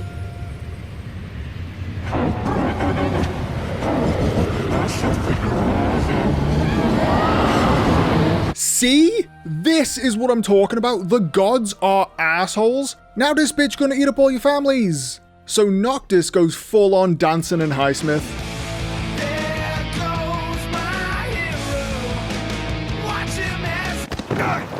But it's all okay because he aimed for the bushes. So the only way you'll help me is if I take you down? What did you expect? That's how it was with the Titan, and even for Ramuh's power you had to power through a bunch of demons. Noctis jumps into the fray and gets instantly yeeted. Ugh, this guy again. Now, about that ring.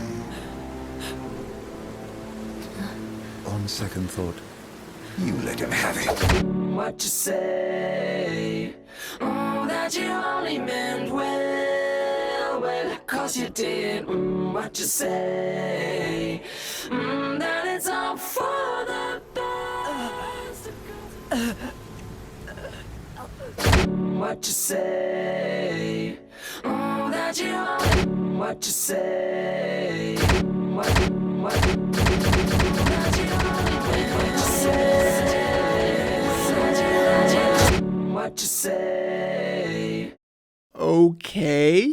You know she was gonna die anyway, right? You literally said it earlier on. I guess this was to anger Noctis? As if he's not already angry enough. And do remind him about the crystal.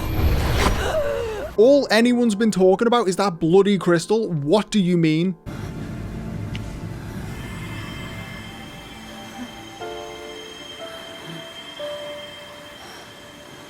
When the prophecy is fulfilled, all enthralled to darkness shall know peace. So, Cage is a victim of the Scourge, which makes me wonder, could she not have healed him right here? I guess we'll never know. Luna taps into the power of the old boys, turning Noctis into Superman. I guess that's something oracles just know how to do. And thusly, the most intense fight in the entire game commences. It's not one you can win without serious preparation and focus. This is where we need to strategize and devise a plan to take this bad bitch down. It took me hours of trial and error to beat this one. It's easily the hardest boss battle since every Dark Souls boss. This is the enemy that separates the men from the boys, the women from the girls, and the theys from the theys. Because it's such a challenging feat, I'm going to share with you my elaborate yet foolproof method for defeating Leviathan. Are you ready? Here we go. Step 1. Hold circle. Step 2. Wait a minute. Is that it? There's got to be more to it than that. Where's step 2? It's got to be here somewhere. Yeah, this fight is pathetic. So Noctis yeets the water snake and we're back to Luna. Blessed stars of life and light. Wait, what's happening? Didn't he just gank the water snake? Why is Titan here? What's going on, lads? I have no idea what that was about, so guess I'll drown. Noctis. In the most Kingdom Hearts fashion possible, Black and White talk as children in present time. This isn't a flashback, it's happening now, but they're babbies. To summarize, she's dead or dying. Her calling has been fulfilled, and Noctis finally has the power to reclaim his home. Would that I could join you. But this moment will have to be enough. I actually really like how they animated this scene, but I feel like it's let down by the fact that neither of these characters are developed by this point. and their romance is virtually non-existent beyond some one-liners sent via Doggo Express. When the world falls down around you and hope is lost. When you find yourself alone amid a lightless place. Look to the distance. Know that I am there. And that I watch over you always.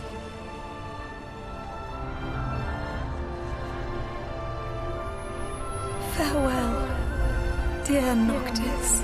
At no point before this did their romance feel even remotely real, and yet now it's emotional music and tearful goodbyes. Suddenly, Noctis really cares about Luna, like a lot. He's hardly shown the slightest hint of caring for her up until this point, but now that she's gone, he cares. I care now. You made me care more.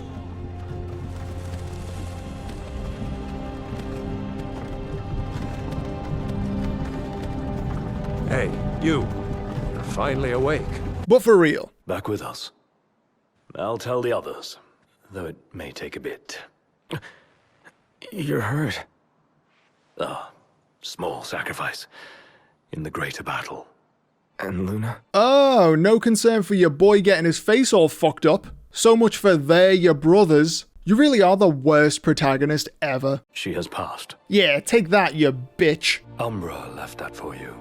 Good boys will be good boys. So now that Luna's dead, Noctis cares about her. Because development or something. And this is where things get weird. Not all the other awkward moments before now. This is where it gets weird. They start forcing this rift between the boys.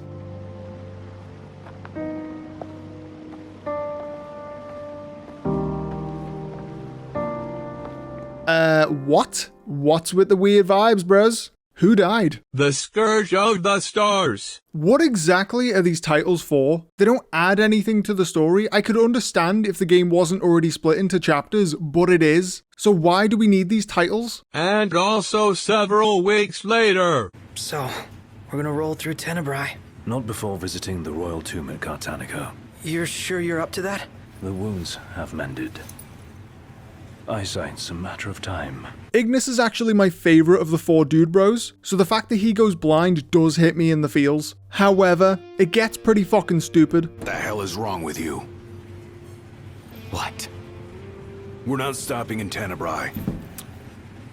You need to grow up and get over it. Okay, I mean I agree with him. Noctis didn't care about Luna at all before she died. To me, his moment of mourning feels undeserved. However, the game's been acting like there's a strong romance between Luna and Noctis this whole time, so shouldn't Gladio be more understanding of his loss? Why is he being an asshole to him while he's in mourning? I am over it. I'm here, aren't I? Maybe when you're not too busy moping, you can look around and give a shit about someone worse off than you. Again, I agree. Ignis losing his sight is seriously tragic, and I feel for his character, especially since Noctis barely said a word on the matter. But why is Gladio directing his anger at Noctis? Wouldn't it make more sense for him to direct his anger at the Empire for being the world-dominant fuckers that they are, rather than picking on the guy mourning his dead love interest? And I know a minute ago I said, oh, no concern for your boy getting his face all fucked up, so much for they're your brothers, you really are the worst protagonist ever. But that was before Noctis found out about Luna's death. He was a dick for not being there for Ignis, but then he found out about Luna and the mourning began. Let go of me. How's that ring fit you? You rather carry it around than wear it? She gave her life so you could do your duty, not so you could sit around feeling sorry for yourself. You don't think I know that? You don't! I'm trying to give this scene the benefit of the doubt, but they spend the first 2/3 of the game acting like the bond between Noctis and Luna was some epic romance without ever making it feel real to the audience. These guys have been commenting on his feelings for Luna this entire time, despite there not being any evidence of him having said feelings. Taking that into consideration, I can't understand why Gladio would deny him the chance to mourn, especially while they're traveling. You're still on the train, guy. Chill out. Ignis took one for you too. And for what? Enough! Look, you can be mad at Noctis for not wearing the ring, or you can be mad at the Empire for Ignis losing his sight. You can't mix the two together, it makes no sense. Noctis should be there to console Ignis, that's true, but he's got things to be dealing with. Remember, you three are his guardians. If you lose a limb, that's the job. If you lose your eyesight, that's the job. You took the position knowing the risks. Noctis should be more consoling, but he's got shit to be dealing with too. So this feud makes no sense to me. You think you're a king, but you're a coward. Shut up! Don't do this! I get it, all right? I get it! Then get a grip. Pull your head out of your ass already. For me, it feels like the reason they did this is for the old Hollywood cliche. You know that part in every movie where the main characters need to break up and end their friendship for no reason other than for them to come together again later and make up with each other? It's played out, it's basic.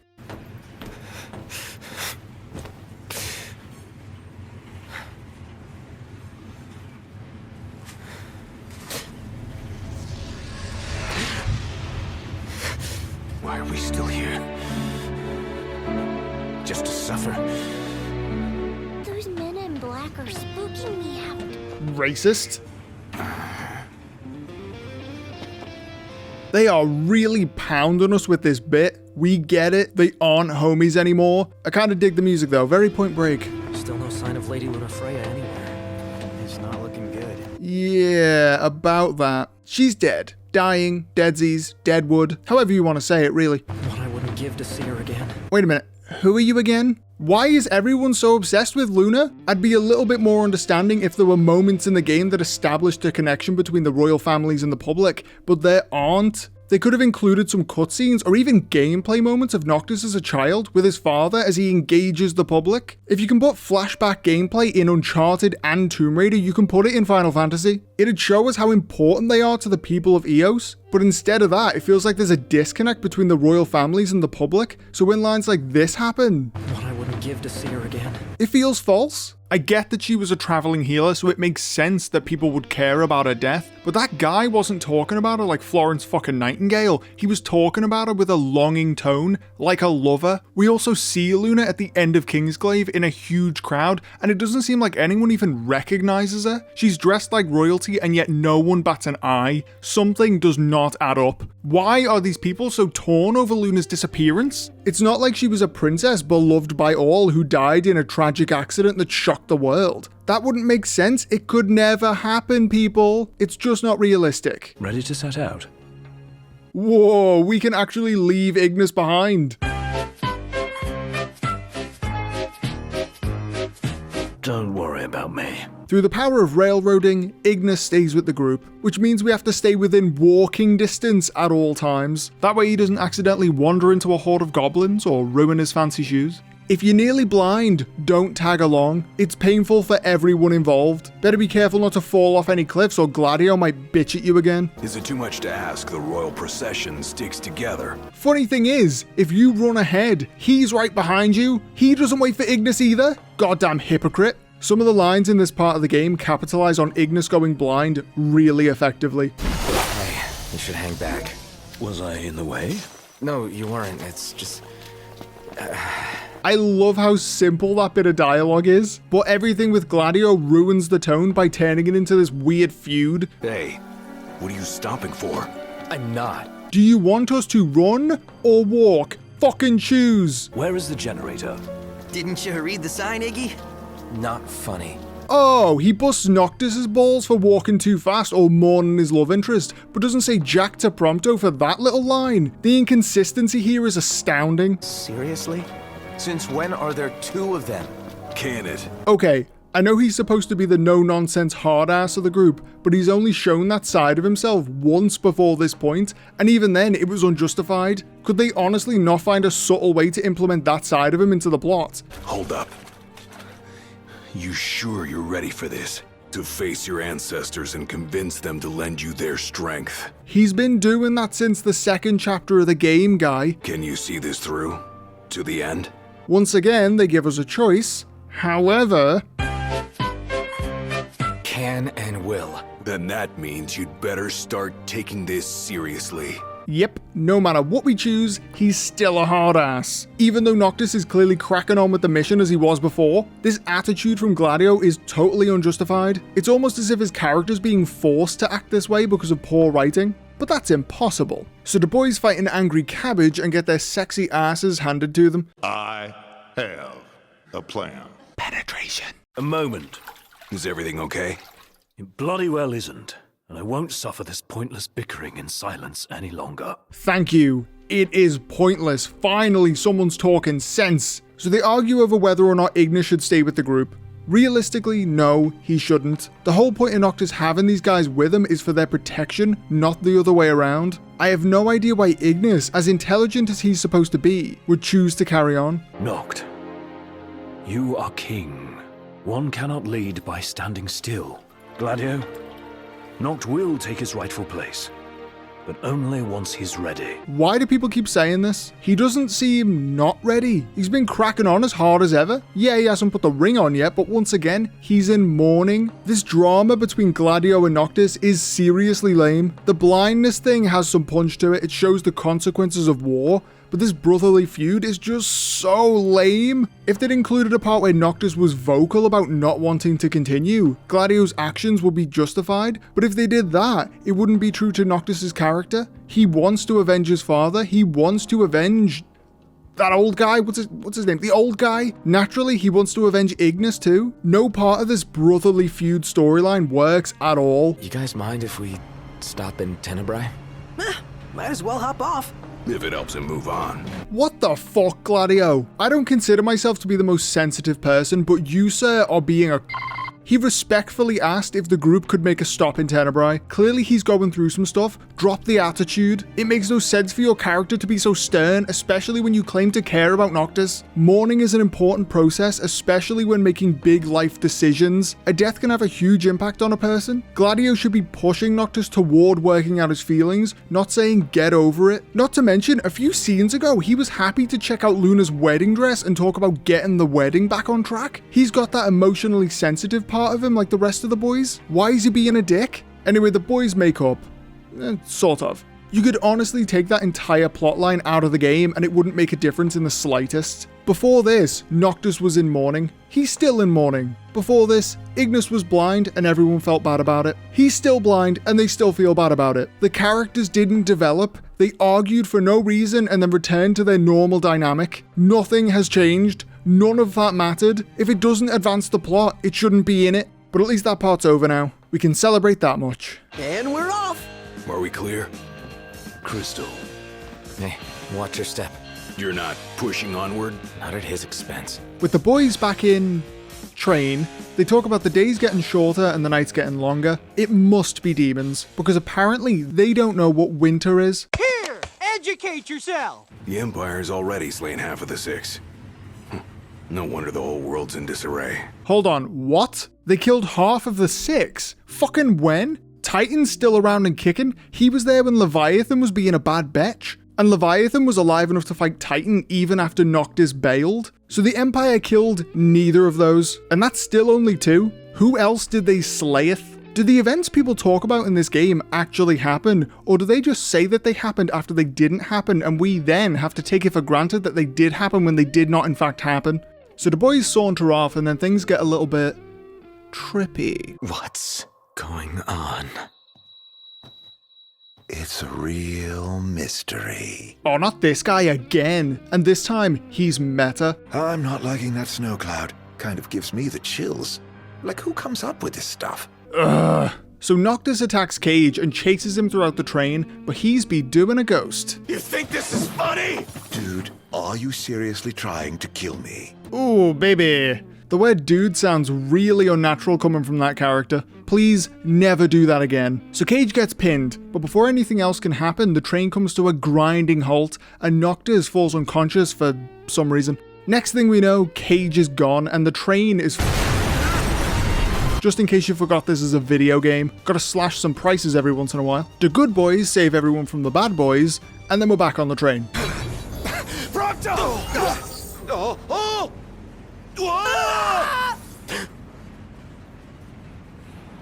How long were you in the dark?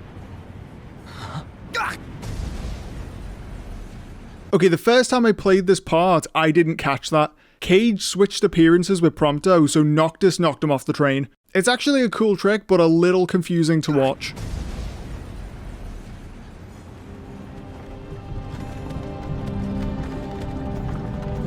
Nope, we're not doing that again. So I read an interesting theory that when Noctis was on the train attacking Cage, or who he thought was Cage, he was actually attacking Prompto the whole time. You think this is funny? Dude, are you seriously trying to kill me? He switched appearances without us even noticing. So the phrase, "Dude, are you seriously trying to kill me?" came from Prompto. That's really subtle and totally fucked up.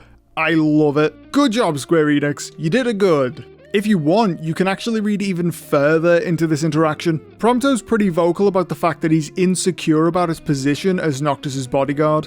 He always feels like an outsider. Not that we hear much about it beyond one tiny heart-to-heart conversation. And now he thinks Noctis is talking about him, not Cage. This insecurity adds a layer of humanity to Prompto that wasn't present before this moment, but it only works if you realize what's actually happening in this scene. I didn't know this when I played the game myself, so this is a subtle detail that likely goes unnoticed to the average player. Anyway, back to business. Prompto has fallen, and he can't get up. Not that his disappearance matters, like the rest of the boys, he's basically a superhero. They fight monsters all the time, sometimes without vision. A little tumble isn't going to kill him. No one is going to be worried. Right? Ignis, you've got to stop this thing. Prompto fell off the train. I pushed him. I mean, Arden made me. I don't know where he is, but we can't leave him. Well, we're all wrong sometimes. Noctis fights a bunch of demons and then...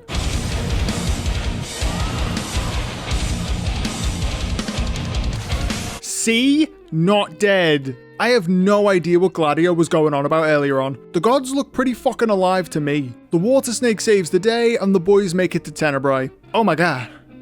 It's Mama Spice. So Spice! So Spice! What did you do to your eyes? Oh, just a flesh wound. Can you see? I'm afraid not. Wow, that sucks. It's a cruel world. Now that is how you include that plotline in the correct manner, having the characters sympathize with Ignis in a way befitting their nature, and Ignis expressing his frustration with the fact that he's now blind. It should have been like that from the start. No petty arguments that take up way too much gay time? Gay time? I mean, it is... Okay, never mind. Scratch that, scratch it. No petty arguments that take up way too much game time. I kind of want it to say gay time now. I kind of want that to be in the thing. Wasn't there one more of you guys? Yeah, there was. We lost track of him. Is he dead? I don't know. Then quit moping, keep hoping. And in the meantime, handle what's at hand. Hold up. So Noctis feels so bad about Prompto going missing that it shows. Aranea even says quit moping. In short, Noctis is moping about some form of loss. You know, that reminds me of something that happened not long ago.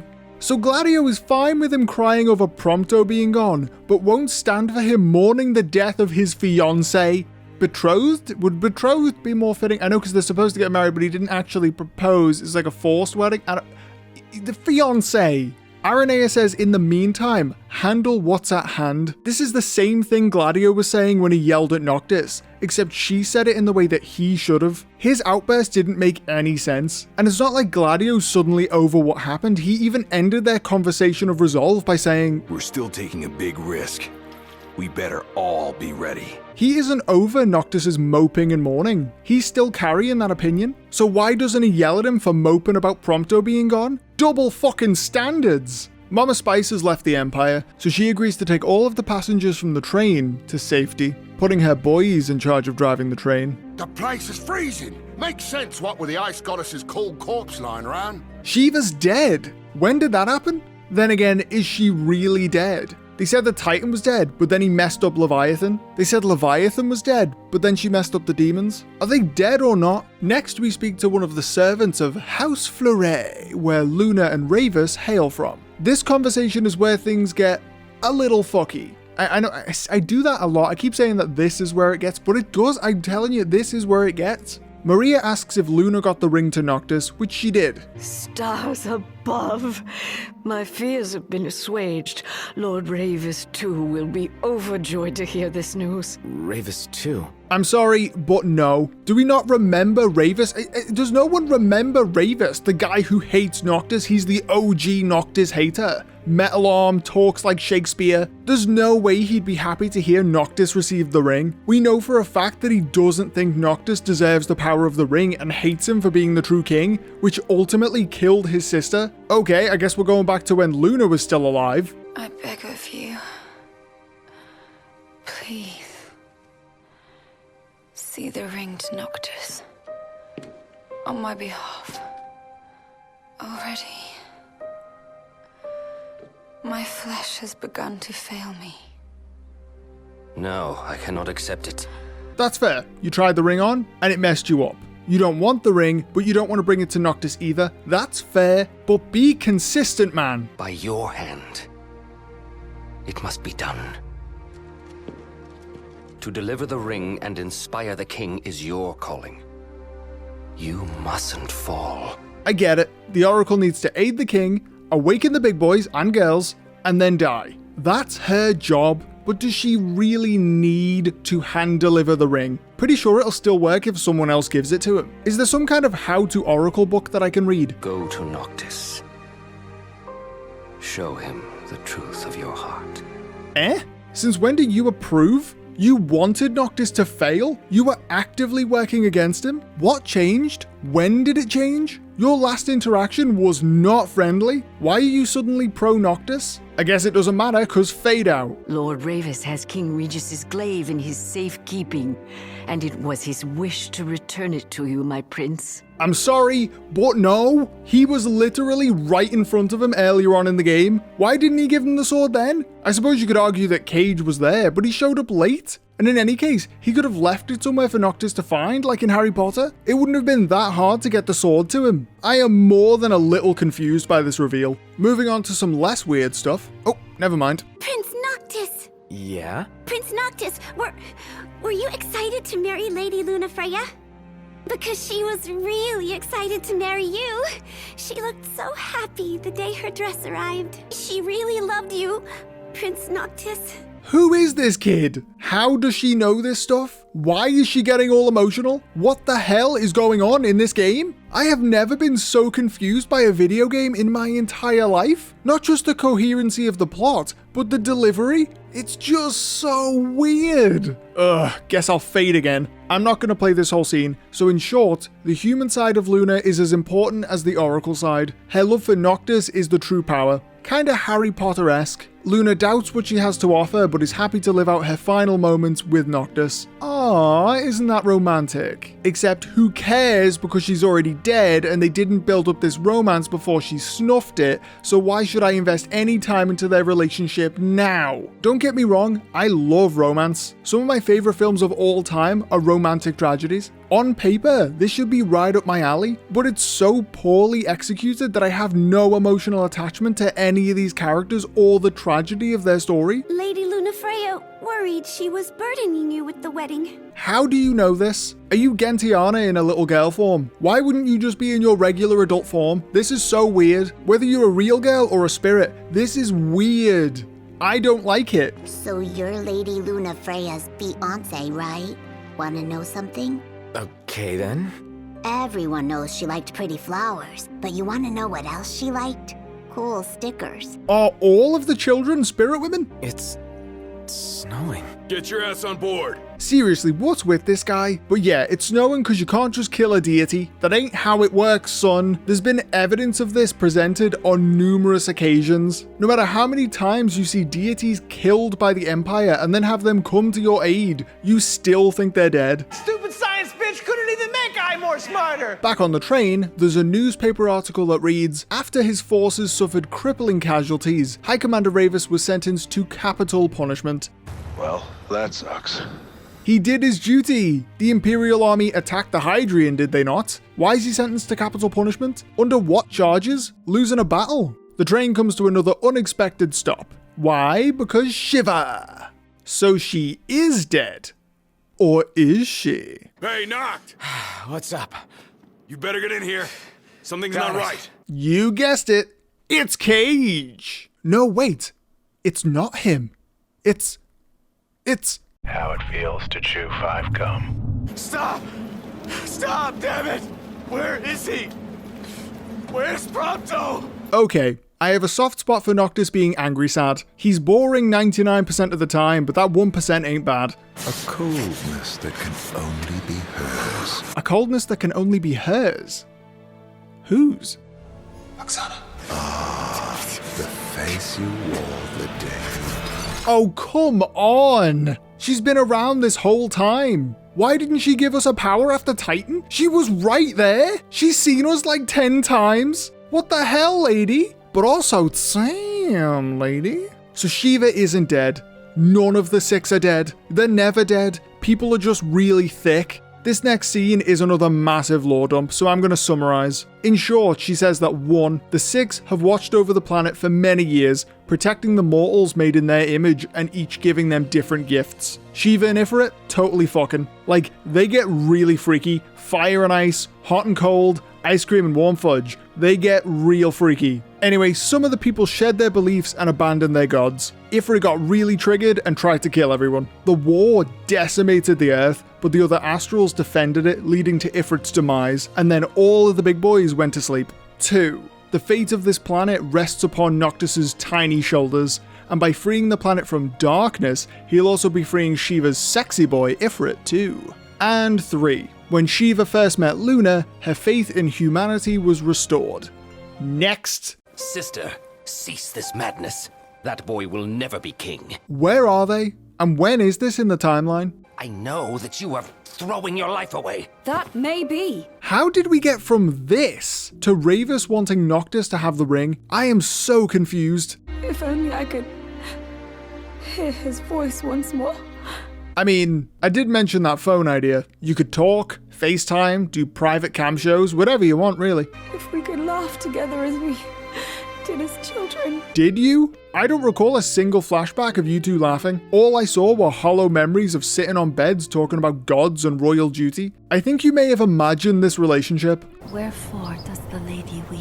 I love the word wherefore. They spend this entire game talking like Romeo and Juliet, but only in chapter 12 do they finally say wherefore. They should have been using that in every chapter. Wherefore did my papa die? Wherefore is this doggo here? Wherefore does this story maketh no sense? So Shiva makes a promise that if Luna dies without telling little Noki that she loves him, then she'll tell him in her stead. Bitch really needs to get a phone plan. And with that, it's blessing time. Yeah, montage! Luna, I'm sorry. I'm sorry I couldn't be there for you. Not even when you needed me most. There was so much you wanted to say. So much I wanted to say. And now, I'll never have the chance. I'm so sorry. Okay, I'm gonna be nice here for a second, because that was decent acting. However, this is supposed to be the apex of emotional zest. It should have been building to this, not going from 0 to 100 in a matter of seconds. He could have started off sassy in the beginning and gradually opened up about his feelings as the story progressed, so that we could believe this moment right here. The issue is, it comes out of nowhere. He didn't show any interest in Luna before she died. I just don't buy it. There's so much wasted potential.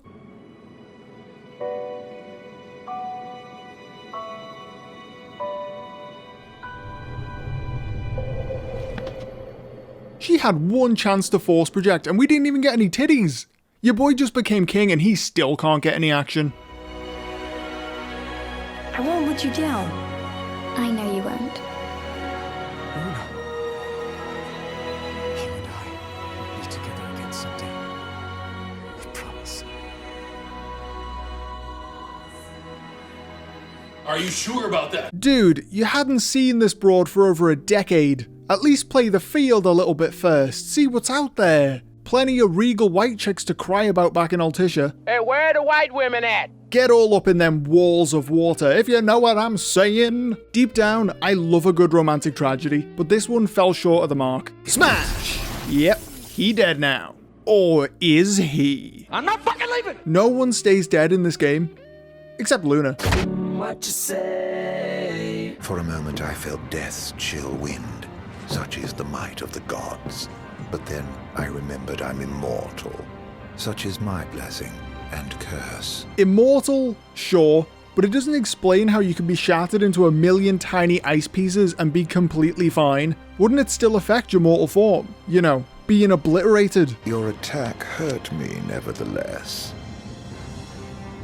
My feelings, at least. What are your motivations, guy? You kill his oracle, then you talk to him about hurting your feelings by attacking you. Are you trying to be his friend or his enemy? Which is it? Where is he? Where else but Gralia, the seat of the Empire? And you might even find your crystal. There were a lot of small details in this conversation, so I'll summarize and speculate. He said his immortality is a blessing and a curse, so we know that he doesn't enjoy his eternal life. We also know that he's pushing Noctis towards the crystal, toward becoming the true king. But if he wants him to become the king, why would he approve of the Imperial army killing the Astrals? Which is it? Does he want Noctis to rule or not? Because up until now, he's both helped Noctis and worked against him. His behavior is very inconsistent. Well, actually, it's consistently up and down. And at the end of the conversation, he pushes a button, which enables a device that can block Noctis's ability to materialize weapons.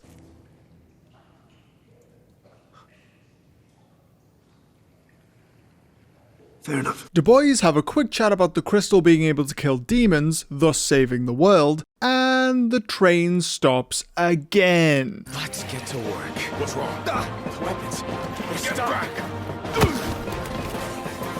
Run! Strap in. Yeah. Got it.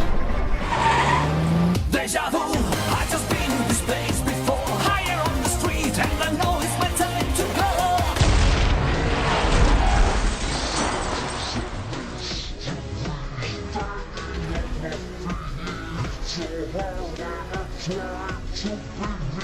And we've stopped again. Ooh, a flashback that shows us basically nothing, whilst trying to capitalize on Noctis's grief without actually laying the groundwork to do so. Classic Final Fantasy 15. Dad. Thanks for everything. Does he think the car's his dad? He does know it's a car, right? So the boys get separated. Again, if you take the normal route, you get to watch Noctis become a man, and it's hilarious.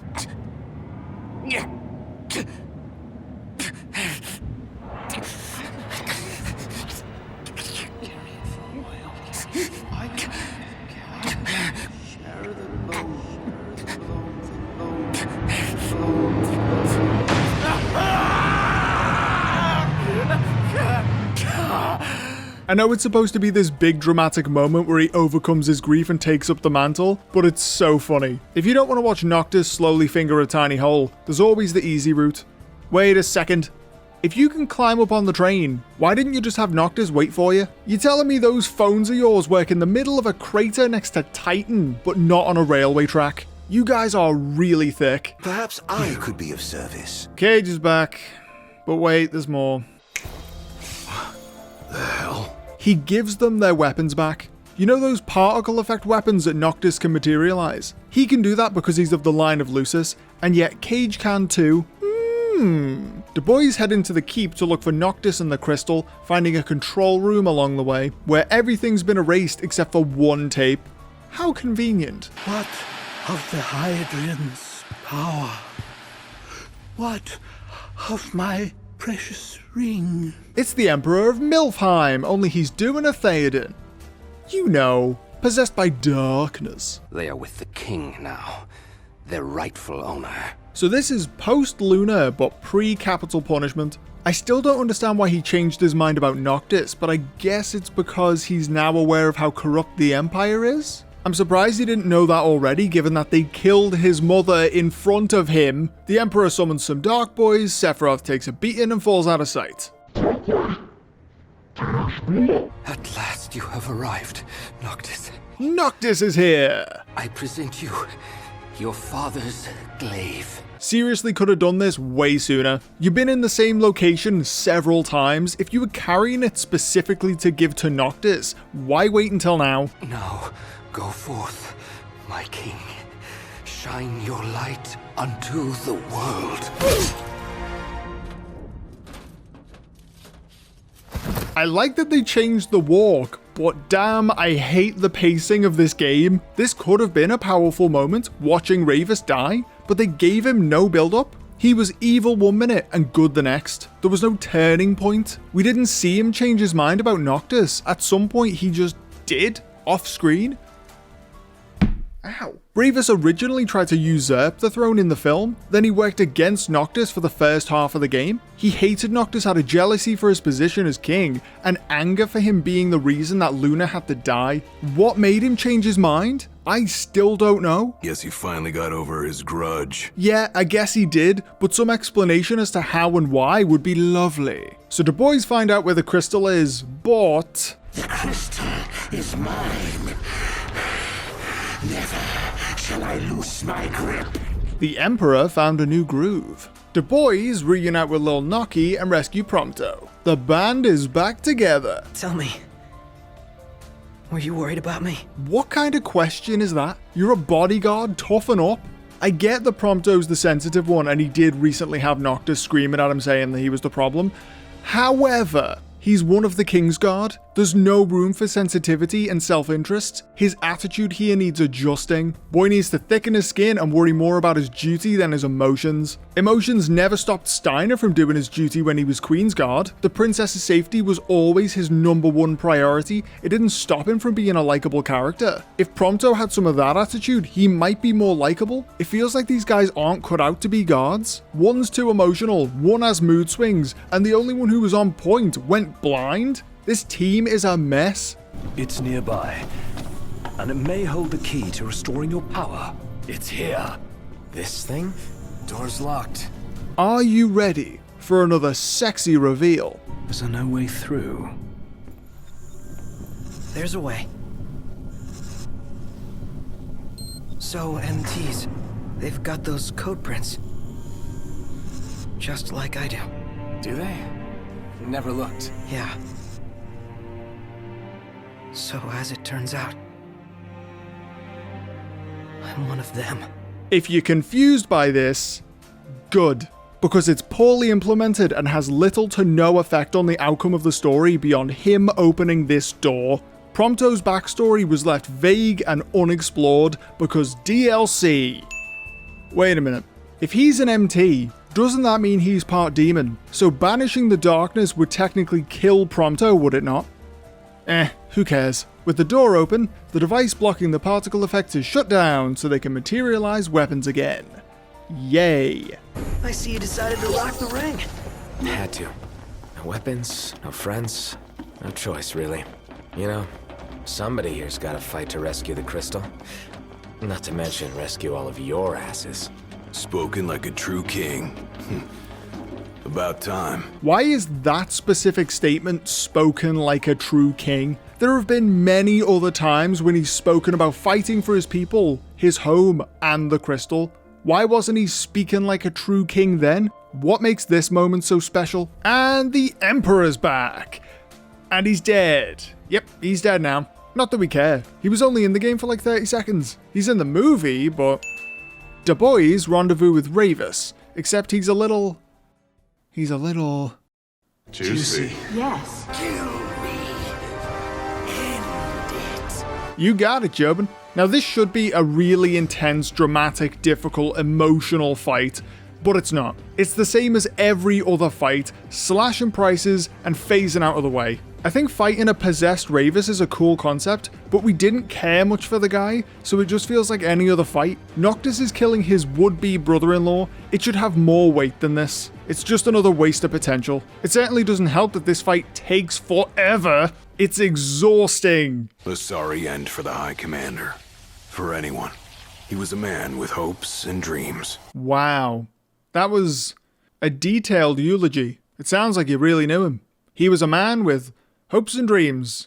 Yep, that about sums it up. So the hangar gets overrun by demons, and Noctis goes on alone. The last he sees of his friends is their struggle to survive. Don't die on me. Wow, sounds like you're really worried there, guy. You were freaking out when Prompto fell off a train, but hundreds of demons trying to kill your friends isn't a big deal. On a positive note, I love the music. So Noctis starts talking to the crystal and asks for its help, but the crystal says fuck that and starts eating him. In an age long past, an incurable scourge ravaged mankind. In Lucis lived a savior who could cure the afflicted. His body would come to host myriad demons. Countless lives be spared. But a jealous king, one not yet chosen by the crystal, ostracized and demonized this healer of the people, making a true monster of him. I gave you my name earlier, but you should know that it was not the name given to me at birth. Arden Lucis Kylum is my proper name. No, killing you as a mortal will bring me slight satisfaction. Playing the crystal's power, arise as its champion. Only once the crystal and king are no more can I know redemption. So, there's a lot to unpack here. A long time ago, there was a healer who could save the afflicted from the Star Scourge by hosting their demons within him. So he'd take all the evil stuff and he'd put it in him so they'd be fine. This turned him into a monster. We know from Luna touching Cage's arm that he is in fact a host of the Scourge, so he's very clearly talking about himself. His real name is Arden Lucis Kylum. Calum? I forget which one it was. He's of the same line as Noctis, but he was ostracized, denied the throne, and denied the power of the crystal. He doesn't want to kill Noctis in his mortal form, which explains why he didn't kill him the 19,786 other times he saw him. First, he wanted him to become the true king. He wanted to kill him at his strongest. A lot of this stuff gets explained in the Cage episode of the DLC, but we are not including bonus content. So all we actually have to go on is what he's told us. We know he's immortal. We know he both loves and hates his eternal life. We know he's angry at having the throne taken away from him years and years and years ago, and because of that, he wants to kill Noctis and destroy the crystal. But here's my problem with all of this. This reveal is to make us sympathize with the bad guy, but it's hard to do that when his story is a total mess. When I saw the scene for the first time, I had no idea what was going on, even after Cage made his speech. To fully understand Cage's motivations, you need to watch the anime short explaining his backstory, then play his episode leading up to the events in Kingsglaive, and finally watch Kingsglaive. Only then can you play Final Fantasy XV and understand his story. But that's not how it works. We're judging this game based on only the merits of the base game itself. There are plenty of games that stand alone and are perfectly enjoyable games as they are, and then they use the DLC as a means to enhance the story even further. The Last of Us and Left Behind are a great example of this. In the case of Final Fantasy XV, the game does not stand alone, it staggers horribly without the bonus content. This is not how you tell a story. This moment could have been a dramatic reveal of identity and true intention. Instead, the players left confused and wondering what the hell just happened. What the hell just happened? By the time Du Bois arrive, Noctis has already been eaten by a giant rock, because carnivorous geodes. Negacage takes his leave, and the boys are looking as confused as we feel. Meanwhile, Noctis is going subatomic. But it's all good because Bahamut's here. Personally, I was disappointed with Bahamut's appearance. He looked so damn cool in Final Fantasy X, but here he just looks human. I don't like it. He looks like the Megazord from Power Rangers. Let's do it, guys! Right. It's morphin' time! And this scene is another massive lore dump, so I shall condense the information. For Noctis to be the true king, the power of the crystal needs to go into the ring, Lord of the Rings style. Then he can kill Cage, who we learn was rejected by the crystal over 2,000 years ago. He's full of demons and needs to do it dead. He's pretty salty about the whole affair, which is why he's been fucking with Noctis and wants to watch the world be all dark and stuff. The power it'll take to kill him can only be received at the Throne of Insomnia and requires a sacrifice. In short, Lil Nocky has to die to kill Cage. Simple concept, right? The big bad feels betrayed and wants revenge. Good guy needs to sacrifice self to kill bad guy. Makes you wonder how such a simple plot could turn out so damn confusing. Fetal position, flashbacks, Infinity Stone, and we're back. Only Lil Nocky ain't so little anymore. What should we call him now? Noctorious B.I.G. Nah, I'll stick with Lil Nocky. Oh look, a good boy. Ugh, what the fuck? Why does he have a man's head on a boy's body? From this angle, his head looks way too big. I guess he's like an astronaut or something? All that time in Zero G really messed him up. He lost all his muscle mass. The Chosen King's calling! So Noctis hops on a boat and sails to shore. I'm guessing Cage left that there for him. I don't know, it seems pretty convenient. Which is weird because then he has to run to Hammerhead. Cage didn't even have the decency to leave him a car. Not even a bicycle. It's all dark and everything's trying to kill him, so he hitchhikes instead. Yeah? It's me, Talcott. My grandpa served the Amicitia family. Oh, Talcott! Remember? The character who didn't matter at all? There was an old one that died and a young one that didn't die. This is the young one. Are you not excited? Does this shocking development not shock you? Why aren't you excited? This is extremely important to the plot in no way whatsoever.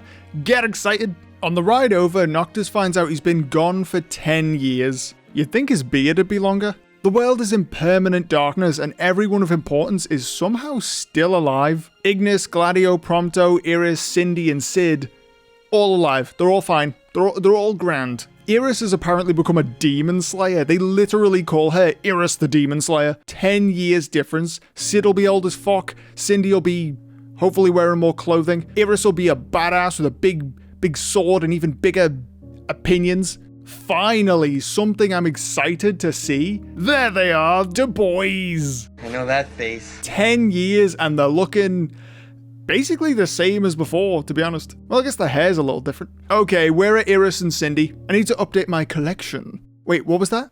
We don't even get to see them. Are you having a laugh? They were too fucking lazy to age them up even a little bit. They gave Talcott an entire remodel just for 10 seconds of screen time. They give us Talcott but not Iris and Cindy. What the fuck, Square Enix? This is some grade A bullshit. I am enraged. Nay, I am beyond rage. I am outraged. My rage is a fire burning like that of the sun at the end of days.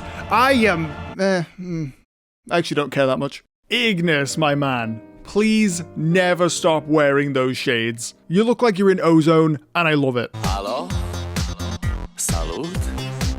Sunt eu un haiduc? He even sounds like Ignis. Are you with me? Now I get that there's important stuff to be getting on with, but are you guys really not going to say anything to each other? No catching up or fond rememberings before you face your impending doom? It's been 10 years. Ifrit, the Infernian.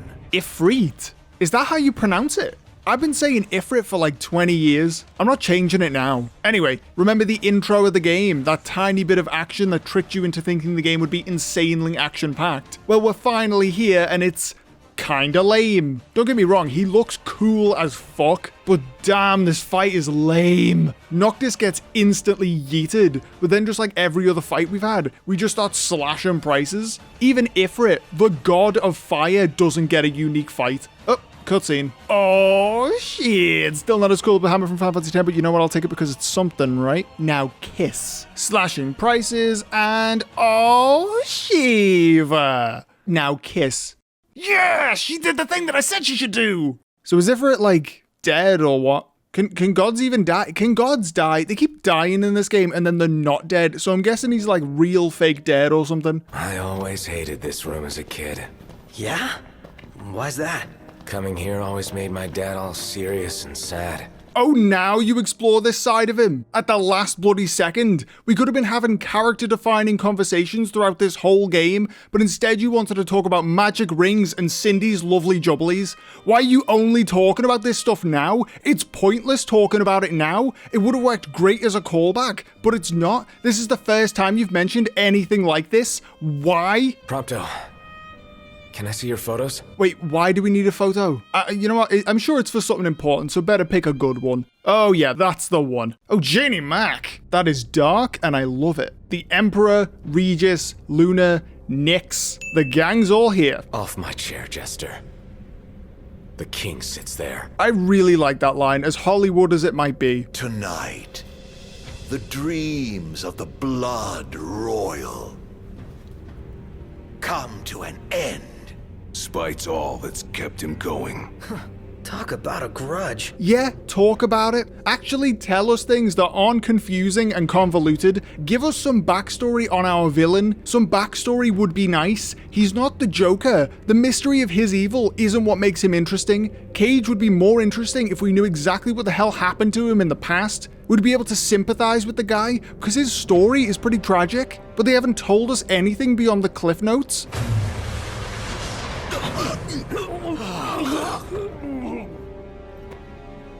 What did you do? They have no place in this. The Battle of Kings.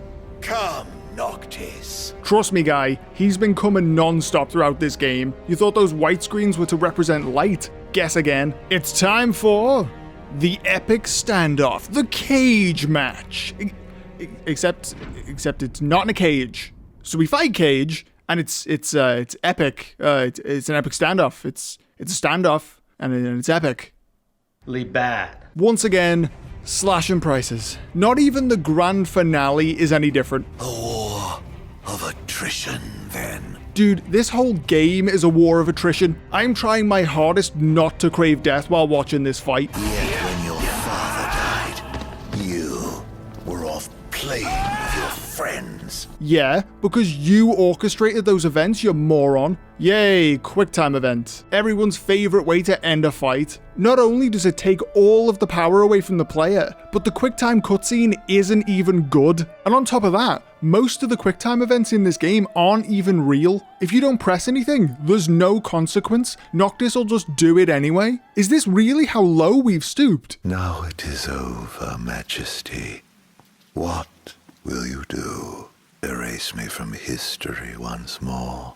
This time, you can rest in peace. I will await you in the beyond. This is another attempt to make us sympathize with Cage, but we don't know his backstory. The only thing we know is that his hatred for the crown is what drives him. All Cage wants is to be heard. Win or lose, he's happy. If he kills Noctis, he wins, he has his revenge. If Noctis kills him, he wins because he's released from his immortality, which makes this whole situation really annoying. We can't sympathize with this guy because his backstory is vague, but we can't really hate him either because he's not a true villain. He's a victim. So no matter what happens to him, we'll be left unsatisfied. So if Noctis kills him, we don't care. And if he kills Noctis, we still don't care. It leaves us at this awkward middle point where we simply aren't invested in the outcome of the story. There is no payoff. Either way, the bad guy wins, but we aren't invested enough in his character to care about either outcome. Anyway. So this is farewell. Yeah. Here we are. It's all you. There's another line that I really like. Short and simple. Easily my favorite line from Gladio, but I feel like it's let down by the lack of build-up. If Gladio's bond with Noctis was fleshed out, that little "it's all you" might have really hit home. He's supposed to be the tough guy right to the end, I get that, but his connection to Noctis never felt all that deep. I feel like with more development, that last line could have had some real weight to it. Watching the battle-worn protector that is Daddio let Noctis go on alone, finally a man, that's how it should be. Instead it feels underwhelming. Prompto. Gladio. Ignis. I leave it to you. Walk tall, my friends. The use of his father's last words to him works on so many levels, as well as the bow in return. Prompto's being a little bit delayed because he's not quite as ready to say goodbye as the others are. There's a sadness here when you think about the three going on without him. It's just a shame that it wasn't as developed as it could have been. It's a good moment that could have been more. The thing is, as good as those parting words were, that walk tall line doesn't work so well when you use it twice in a row. I'm home. I walk tall. See? Like, you just said that a second ago. That's like saying the punchline to a joke twice. A callback is great, but twice in a row? That's just not cash money. I love you all. Luna. Guys. Dad. And there's another moment that could have been more impactful if they just explored the relationship between him and his father, but they didn't. Him calling him Dad instead of Your Majesty would have been really emotional. So Noctis calls upon his ancestors to complete the ritual, which brings him closer and closer to death until finally... Dad. Trust in me. His own father has to deal the killing strike. That is so dark. It would have been even darker with some development, but either way, I'm into it. Now this is where things get fucky again. He's back. See what I mean? No one actually dies in this game. Except Luna.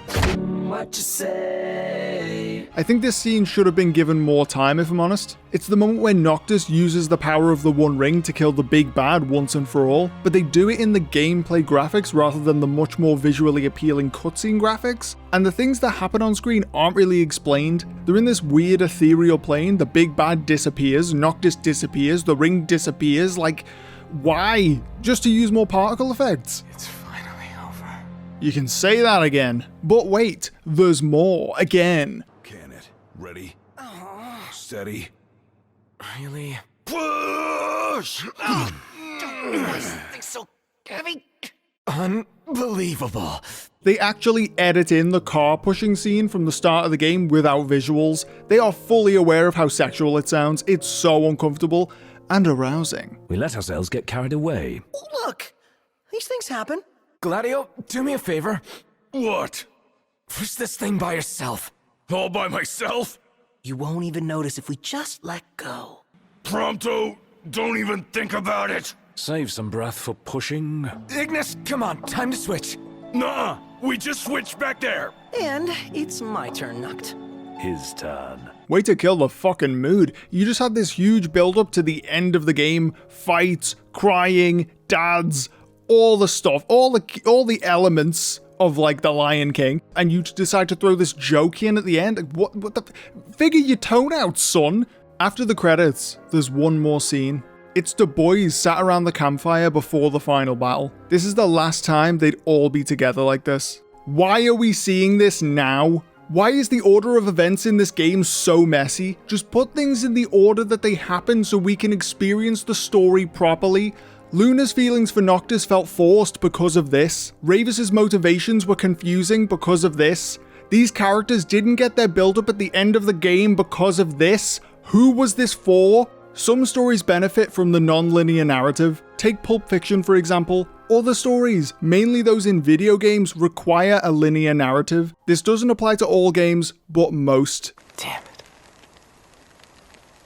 What the hell is this so hard? I've made my peace. Still, knowing this is it,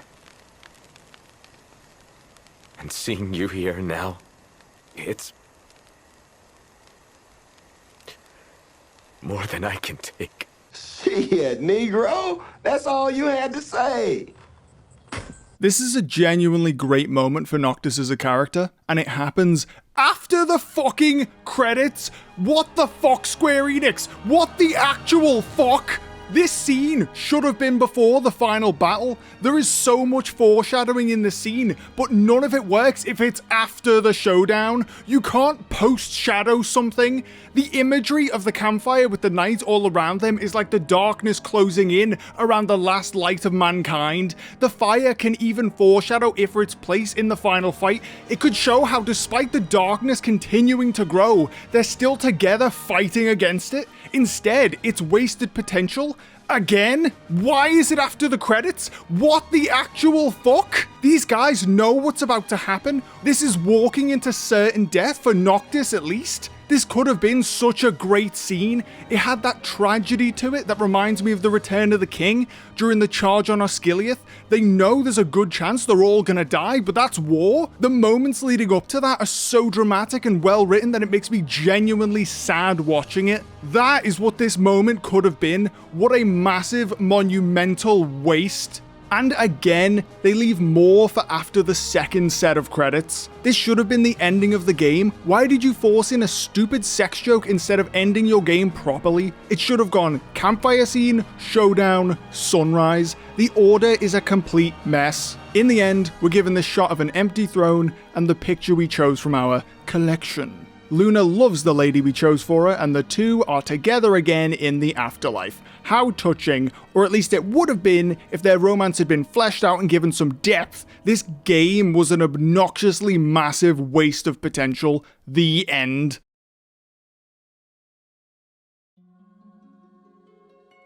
It saddens me to say it, but I feel like some of the more recent Final Fantasy games lack coherency in their narratives, and they try to make up for it with graphics. Beyond 10, none of the stories really did anything for me. There were moments when the gameplay made up for it, but they were few and far between. The plots of these games used to be gripping. Remember when every quest felt important and progressed the story? Remember when emotional scenes were present through the entire story with build-up and development? Remember when the characters were more than just black leather and abs? Remember when you actually cared about what happened to those characters? Remember when the dramatic moments of conflict were more than just QuickTime events? Remember when the plot made sense without 10 hours of bonus content to explain it? I remember. Before we talk about the gameplay, I want to touch on the character design. Final Fantasy characters have always had questionable attire. I have nothing against abs, biceps, sexy tans or tattoos, but goddamn did they all have to be on the same character. Sure, you can change the outfits if you want, but the ones they're wearing at the beginning of the game are the best ones. So if I want to hide Daddy-O's abs, I have to lower my stats. How is that fair? Why does a t-shirt even affect my stats to begin with? It's a t-shirt. I guess if you want to be rustling and tussling with the boys, the less clothes the better. Bring wood and oil. I hated Tidus's outfit in Final Fantasy X, but at least it was mandatory, so eventually I got over it. In this game, I know I can change it, but I'll suffer for it. That is totally not cool. I'm going to show you a few clips, and you have to figure out which ones are Final Fantasy 15 and which ones are the Moldovan Eurodance trio, Ozone. And go. The ultimate flavor experience. The ultimate flavor experience. They're the same picture. I have very little beef with the outfits that Ignis and Noctis wear. They're a little bit edgelord, but that's fine by me. They could be more practical. Even Cloud had pauldrons. But they're not nearly as obnoxious as Daddy and the boy. Overall, the clothes are forgivable. I don't like the abs or the arms, but I can deal with it. Noctis looks way better in the final chapter of this game. This Noctis is alright, even with his freakish teenage bod. I actually think all of the core characters look much better post-Carnivorous Crystal. Prompto has sleeves, Daddy-O has his sexy hairstyle, and Ignis has his sexy ozone shades. Better character design would have made these guys much more likable from the off. If they started the game in this attire, looking like Guardians, I would have liked it way more. I would have taken them seriously as a team. Although, even if they dressed appropriately, the colour scheme in this game is still too on the nose. We have the dark and angsty protagonist, and the pure and innocent love interest. One dressed in black with dark hair, and the other dressed in white with blonde hair. Could it be more on the nose? Even Cage, he's dressed in black and white. I guess that's to symbolise his once pure heart being possessed by the darkness. I don't know, I'm just riffing. Clothing aside, why are there no animal characters? 7 had Nanaki and Kate Sith, 9 had Zidane, Freya and Quina, 10 had Kamari.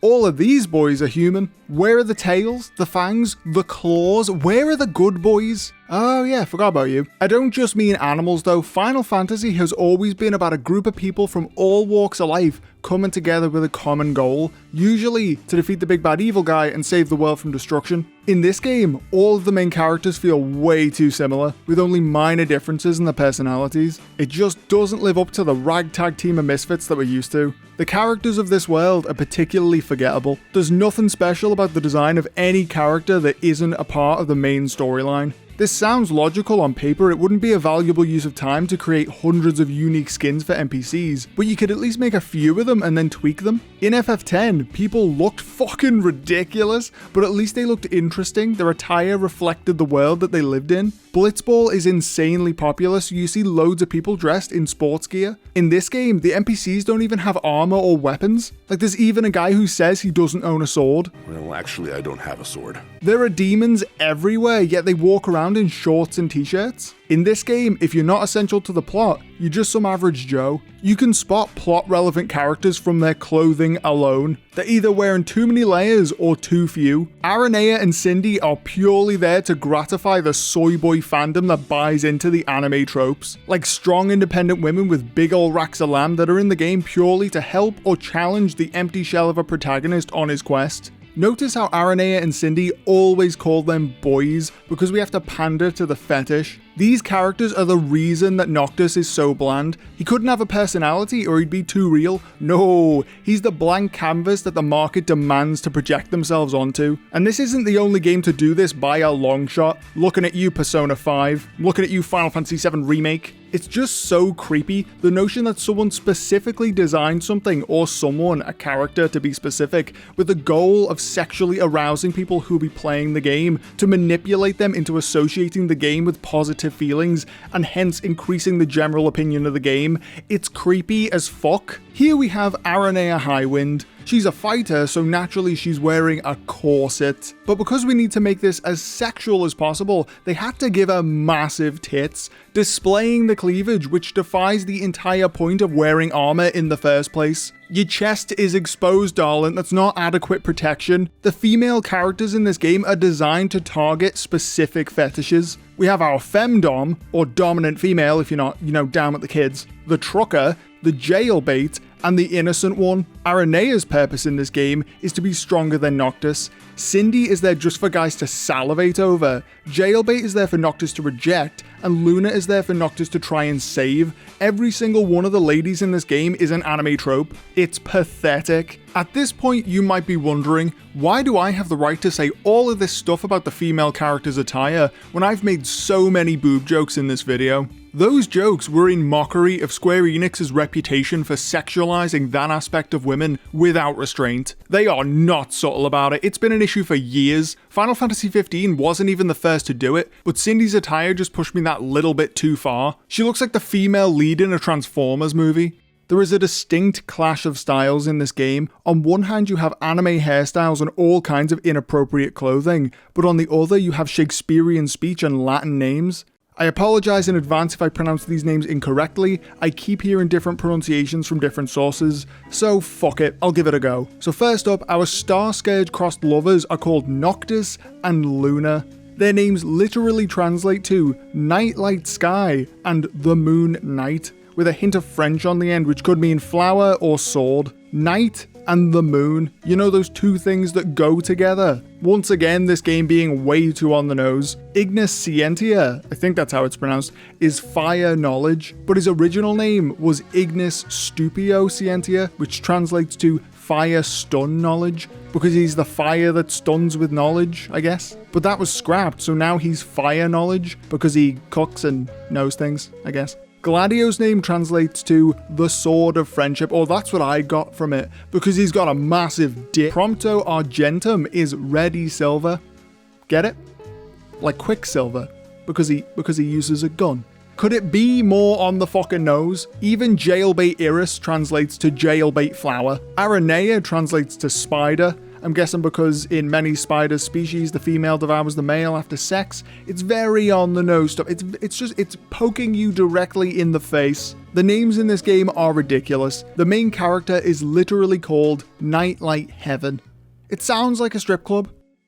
The gameplay in Final Fantasy XV is fucking criminal, but it has its redeeming factors, as it damn well should, cause it's a game. I grew up with the old school mechanics, the ATB system, black and white magic, overdrives, and summoning. If you used to like any of those things, forget it, because they're hardly in this game. They played a huge role in making Final Fantasy a popular series and presented a strategy-based system for fans of strategic gameplay. Games like Final Fantasy XII and XIII turned away from the system in their own ways, but 15 was the nail in the coffin for the old mechanics that many of us used to love. The ATB system was my favorite thing about the older games, even if it meant that fights took a little longer to play out. Bosses felt like a genuine test of intellect in the way that you had to approach them. You were required to find their weaknesses and exploit them. Some enemies are weak to magic and others are weak to physical attacks, so you need to train in all areas in order to get through the game without any problems. This was particularly prevalent in Final Fantasy X, with characters like Yuna possessing a wide variety of buffs, Lulu handing the debuffs and magical damage, and characters such as Auron taking the hits whilst dealing insane physical damage. They intentionally split the party at times, which really tests how well you've been applying your characters and how you've been building them. If you focus solely on Yuna, Lulu, and Auron, you're gonna get fucked royally when the party gets split, and all you have to work with is physical attack characters. You need to strategize from the moment you get your sphere grid, or you're gonna have a bad time. Fast forward to 15, and none of those mechanics are present at all. Final Fantasy has been reduced to no more than mindless hacking and slashing. You can hold 2 buttons and win any battle without looking. The game literally does all the work for you if you hold the attack button. Noctis will attack the nearest enemy relentlessly, taking away the need for the player to make any decisions. Some of the enemies might be more challenging than others. You might need a potion or 2 to get through the fight, but those 2 buttons are still the only 2 you're really gonna need to complete the entire game where combat is concerned. It completely defeats the purpose of combat in the game. It might as well be a fucking visual novel. Lock on and hold circle, the anime boys will do the rest. Even in what should be life-threatening situations, you know, like fighting an ancient deity, the goddess of the sea who claims to devour worlds. Even in this situation, you can hold 2 buttons and win. You don't even need to look at the screen. How do I know this? Because that's what I did.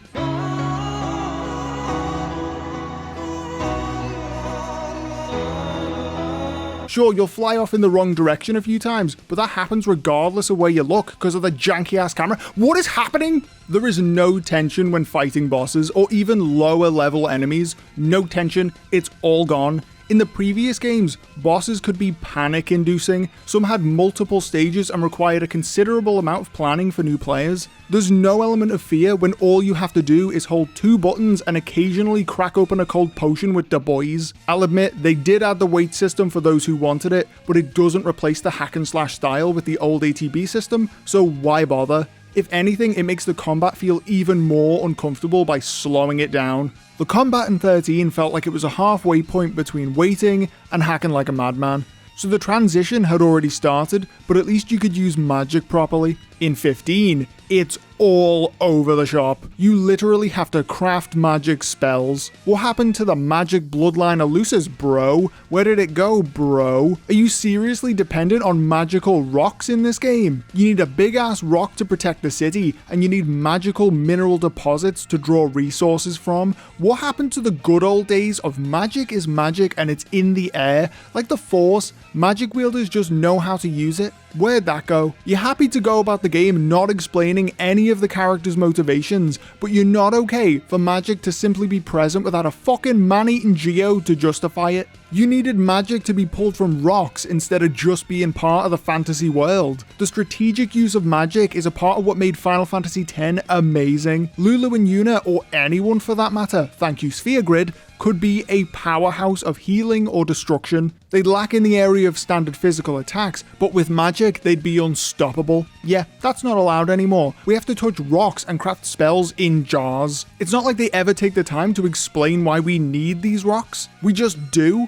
Even Harry Potter, a series of 7 books and 8 movies, never needed to explain where the magic came from for people to fall in love with it. Why do we need these magic rocks? I get that magic rocks didn't start with this game. Final Fantasy VII had materia, which is basically magic rocks, but there's a scientific element applied to materia, some lore to explain why they use it the way they do. Sephiroth explains that materia is condensed Mako energy. The knowledge and wisdom of the ancients is held in the materia. Anyone who knows that can use that power. In this game, the gods give humanity a rock, and it's magic. No explanation as to how they get power from it, why only certain people can use it, why they need to top up their powers from minerals in the wild, or why they need to craft magic spells in jars. It's almost as if they wanted to take the idea of materia straight from Final Fantasy VII, but they knew they'd need to change it into something new. So they came up with some bizarre changes which created this magical abortion. They should have gone with the simplest explanation. Just put the magic in the air, call it the life force or something like that,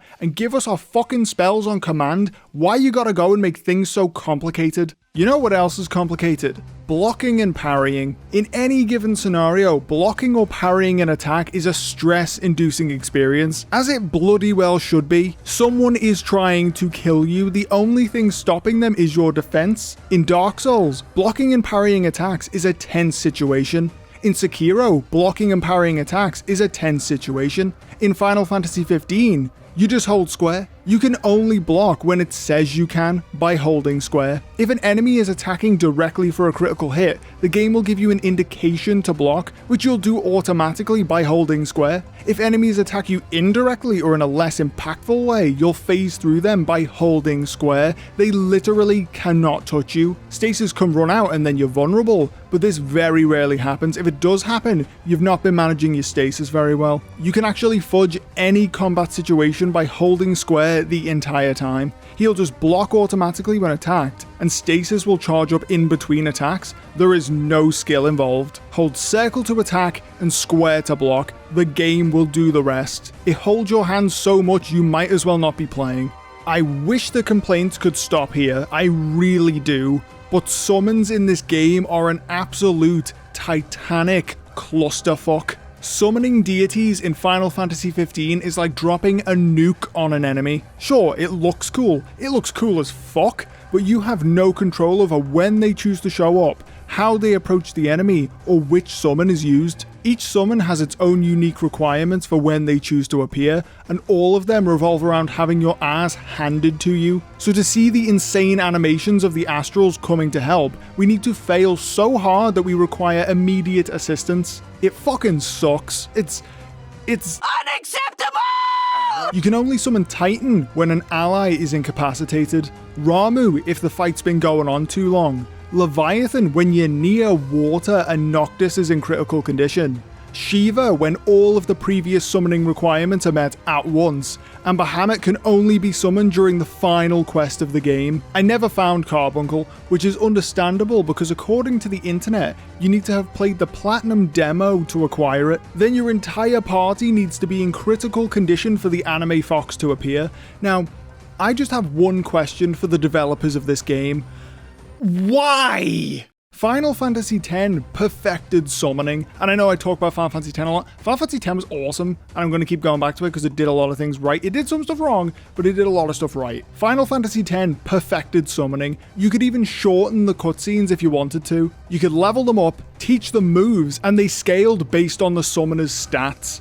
It was amazing. Why change it? Why did you have to do this to us? I mean, you could argue that Final Fantasy XIII adjusted the formula as well, but at least we could control the summoning beyond it being a fucking one-bomb move to nerf the enemy. Summons are supposed to be a part of the strategy, not an excuse to end fights sooner or because they were too hard. If they're too difficult for you, train a little bit and come back later.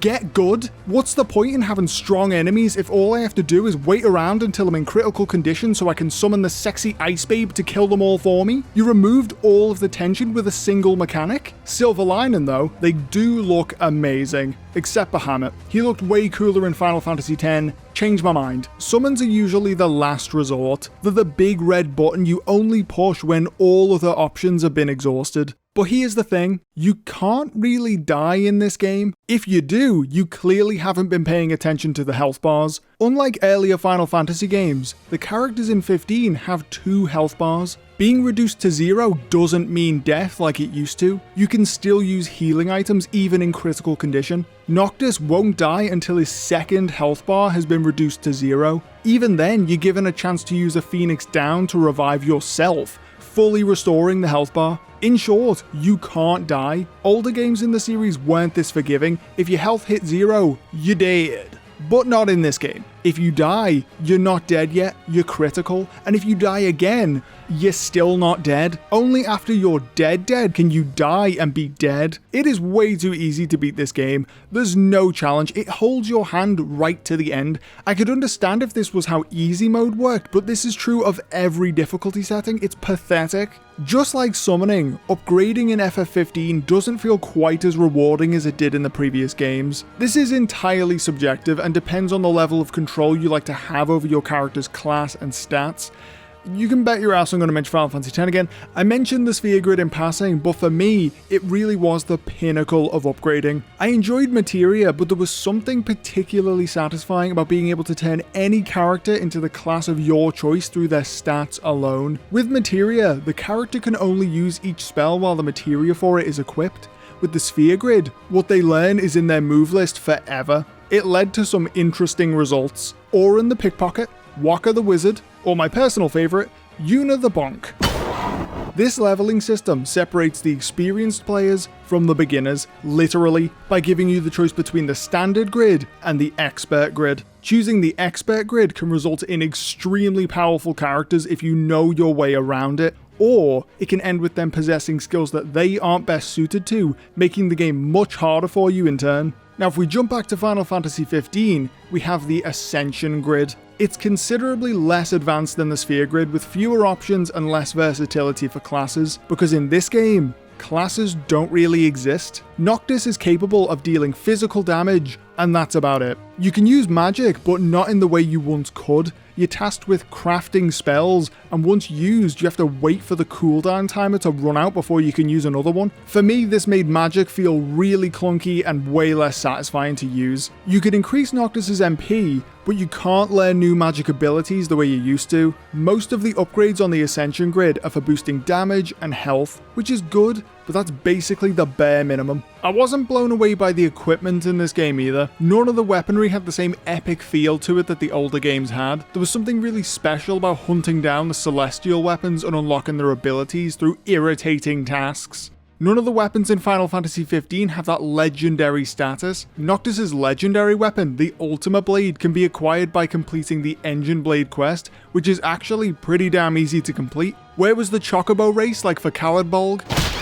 Where was the 3 discs in 12 hours challenge like for Excalibur 2? Actually, where was the challenge? Period. Where's the trial that makes attaining the legendary weapons feel like an achievement? Even if attaining these weapons was more challenging, they'd still feel less unique because of the particle effects. In combat, you barely see your weapon due to the hack and slash style, and they vanish the moment the fight ends. The effects are well animated, but the weapons aren't memorable because of it. We're also given the Royal Arms, but they drain your health, so why would you bother? I've already talked about the attire in this game, but just to recap, if you want the best stats for your character, you have to make cosmetic sacrifices. I wanted to cover up Gladio's abs, but it cost me. I wanted to hide Prompto's arms, but it cost me. And I'm not saying this because I hate all of the outfits in the game. I don't. I hate most of them. I really like the outfits from Endgame, but you can't wear them until Endgame, so they don't count. Some extra options would be nice, or better yet, have the outfits be for cosmetic purposes only. Actually, thinking about it, you can't even die in this game, so stats don't matter. None of this matters. I'm 2 hours into this video and I'm having an existential crisis. We need to talk about the car.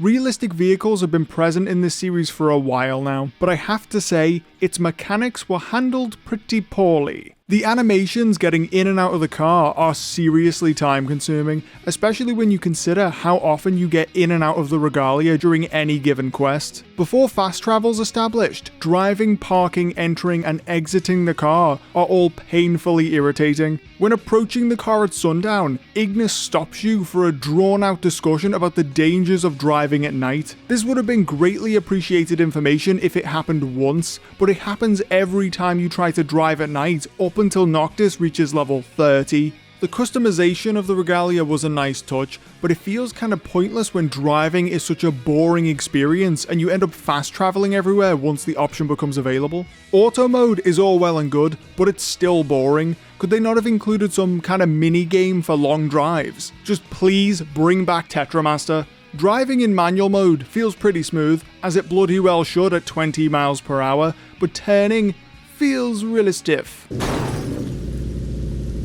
Once you upgrade it, it runs much smoother. Ah yes, the upgrades. This masterpiece of engineering has 3 goddamn stages.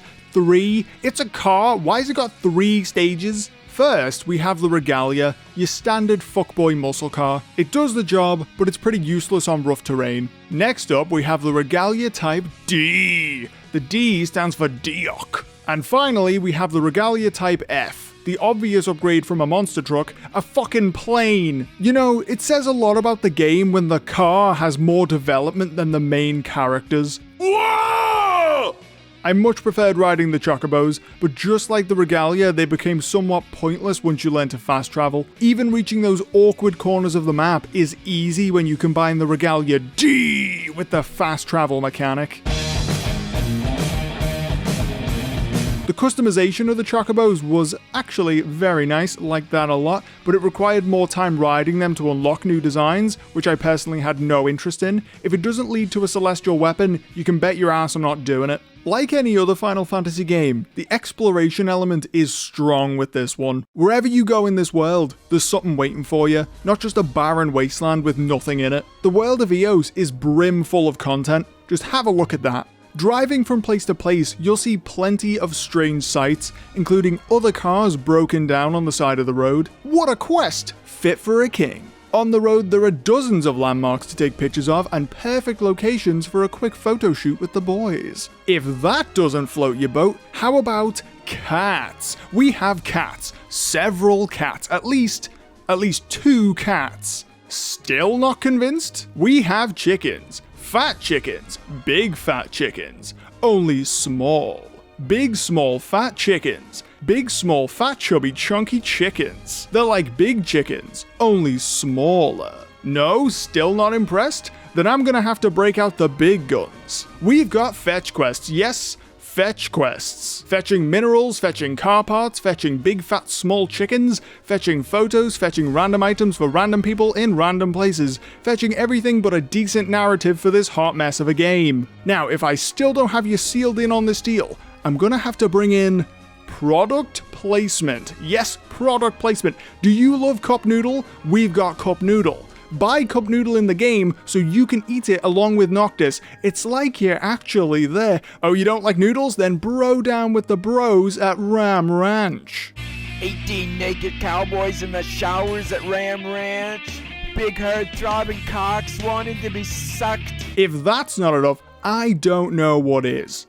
Except that I do. Dungeons. We've got dungeons. Easy dungeons, hard dungeons, dungeons with snakes. You want dungeons? We've got dungeons. We've got all of this and more in the side quests. It's like gaming, but without the fun. The side quests in this game are 90% fetch quests. You name it, we be fetching it. If like me, you hate fetch quests, why not try hunting? That sounds fun, right? Hunting beasts across the land to increase your rank as a hunter, killing bigger and bigger beasts as you go. How could it go wrong? Well, the combat is the same for every single fight, no matter the enemy. The locations may vary, but they don't affect the fight in any way whatsoever. You rise through the meaningless ranks of hunting, from Nameless Hunter to Alleyway Jack. I went on at least 50 hunts before giving up. Every single fight was the same and led to absolutely nothing interesting happening other than a change in rank. There is a massive amount of bonus content in this game, I will not deny that, but if you're not into slashing prices and fetching random items, it's probably not for you. It's okay though, because side quests aren't mandatory, you can just cruise on past them and enjoy the main quests, fighting all the epic bosses. What bosses, you ask? How about... well, maybe... Nope, not that one. What about... okay, what's next? Are you for real? Are you for real? Well, that wasn't really a fight now, was it? Oh, come on!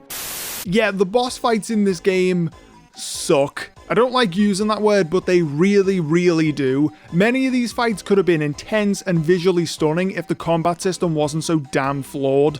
The deities, the behemoth, Quetzalcoatl, the Deathclaw, they all looked amazing, but the fights were straight up boring. None of them require any preparation or do anything interesting with the visuals, the Turtle Mountain included. I remember the Adamantoids in previous games, and nothing even came close to this in terms of scale, but it's still nothing more than a long-ass hack-and-slash fight, and the scale of the enemy just leads to even more awkward camera movements. The lack of effort put into the bosses in this game is pitiful. The designs are amazing, that I cannot deny, they look awesome, but fighting them is torture. Boss fights are supposed to be a test of your strength, technique, and intellect, not this.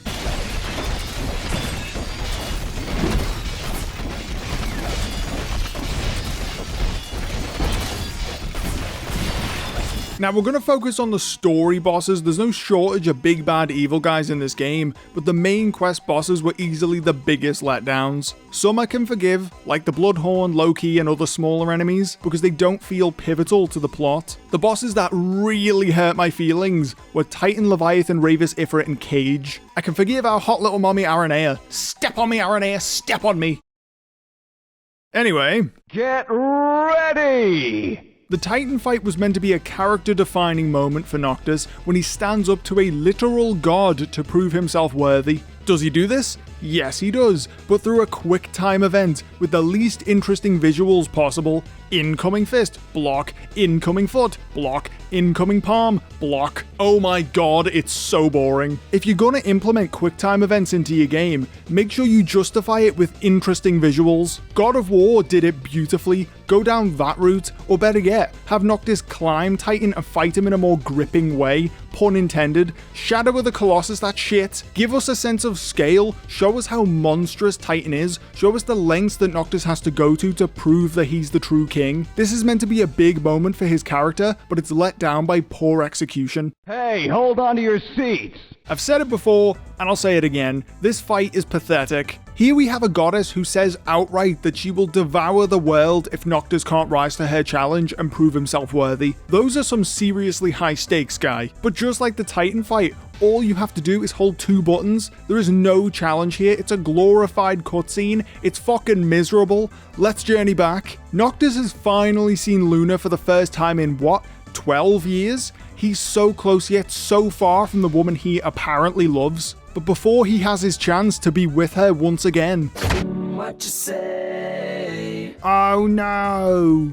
It's terrible. In a state of heartache and rage, this is his chance to rise up, literally, and face off against the goddess of the sea, to prove himself worthy and save his love. But instead of an epic battle in the heart of a cyclone, we get this. What the fuck is this camera? A monotonous fight, a dramatic moment ruined by poor gameplay, and this god-awful fucking camera. I have no more to say about this. There's so little gameplay here that I can barely critique it as a boss fight. It might as well have just been a cutscene. That would have been preferable. We're just warming up now. This fight wouldn't be on my hate list if not for the fact that the writers tried to turn Ravus into a hero at the last second. They could have been building him up as a villain with an internal conflict from the very beginning, a good guy who's been taken prisoner and brainwashed to fight for the wrong side, only to feel himself being pulled toward the light as he witnesses Noctis' journey from the enemy lines. Then, his decision to turn away from his masters and fight for the good guys, ignoring the lure of power and world domination, ultimately leading to his gruesome death at the hands of the big bad. That's a fucking awesome character arc. What a redemption. But instead of that, we don't get any of his backstory. We meet Ravus when he's already evil, except he's only evil until he suddenly isn't for no reason whatsoever. This guy has some serious mood swings. Keep in mind that Ravus is evil from the start of this game. We meet him when he's already fully grown. We don't get any flashbacks to him as a child, despite there being several for Luna and Noctis where you could have easily included Ravus. It's never established that he was once good, once a friend of the prince and brother of the Oracle, other than a few lines of expository dialogue that could easily be forgotten. So when his redemption arc does take place, we don't care. If anything, we're confused by his motivations and curious where the change of heart came from. His arc should have and could have been much more gripping. I'm genuinely saddened that this was such a mess. Which brings us to the boss fight, this clusterfuck. It's the same fight we've had 1,000 times over. The only thing that made this fight any different was the emotional element of Noctis killing his would-be brother-in-law. But here's the thing, that's non-existent due to Ravus lacking backstory and development. We don't get attached to him, so killing him means nothing to us. There's a character in the series Full Metal Alchemist who, like Ravus, goes through a horrible physical transformation. I won't mention who it is, how it happens, or what happens afterwards, because it's a great show and I'd recommend watching it. It's heartbreaking to watch that scene, because we attach to the character throughout the show, and the gruesome outcome is hard to stomach. I still think about that scene sometimes, and it gives me chills. That is how things should have been for Ravus, but we don't attach to him, so we don't care. All we have left is a painfully bland showdown. Time to fight! Hold on to your seats! We see him in the intro surrounded by hellfire, He is destruction incarnate, but we don't fight him here. We play through the rest of the game thinking about that intro scene, wondering how we end up face to face with Ifrit sitting on a throne. Later, we hear about the War of the Astrals, how Ifrit fought with humanity and was eventually defeated by his own kind. He's set up as a formidable opponent, probably even the big bad himself. I was fucking hyped. So you can imagine my disappointment when I finally got there. Another goddamn one-button fight with absolutely no strategic requirements whatsoever. Every boss has been the same. The circumstances are a little different, some camera angles are better than others, but the combat is always the same. At least the ending cutscene was cool. Now Kiss. So Ifrit was pretty disappointing, but nothing, and I mean nothing, tops the big bad sad dad himself. Ladies and gentlemen, welcome to today's challenge. He's an interesting take on the big bad evil guy, more of a psychotic joker than your standard evil overlord. He enjoys playing games with his enemies and messing with their heads. He psychologically tortures Noctis and has fun doing it. His entire persona is built around mystery and sass. His final fight should have reflected that, like Mysterio in Spider-Man. Illusions, mental blockades, and deception. Instead of that, it was the same as every other goddamn fight in this game. It's a perfect example of anticlimax. Despite the build-up in this game being rushed at the very end, there was still some semblance of build-up, mostly in the throne room scene. There was enough there to salvage the ending with an interesting boss fight, but no, we got this. And this. The final showdown is meant to be a challenge. Realistically, it's supposed to be the hardest part of the game, particularly when you're fighting the physical embodiment of darkness, hell-bent on destroying you. It shouldn't be a one-button QuickTime event. You can't establish themes and then disregard them because you're too lazy to come up with an interesting fight sequence. This is a massive letdown. It's a boring end to a boring game. Every one of these bosses could have been awesome given a little more time and creativity. But I digress. I hate the fact that you can hold one button and the game takes care of the rest. But there is one other. One button that is nothing short of criminal. Almost all of the controls are fine, but this one button in particular is unforgivable. In previous Final Fantasy games, the core movement was running. That's all you gotta do. Run from one place to the next, devour some delicious narrative and character development, fight the big bad, and move on. Not anymore. In this game, we jump.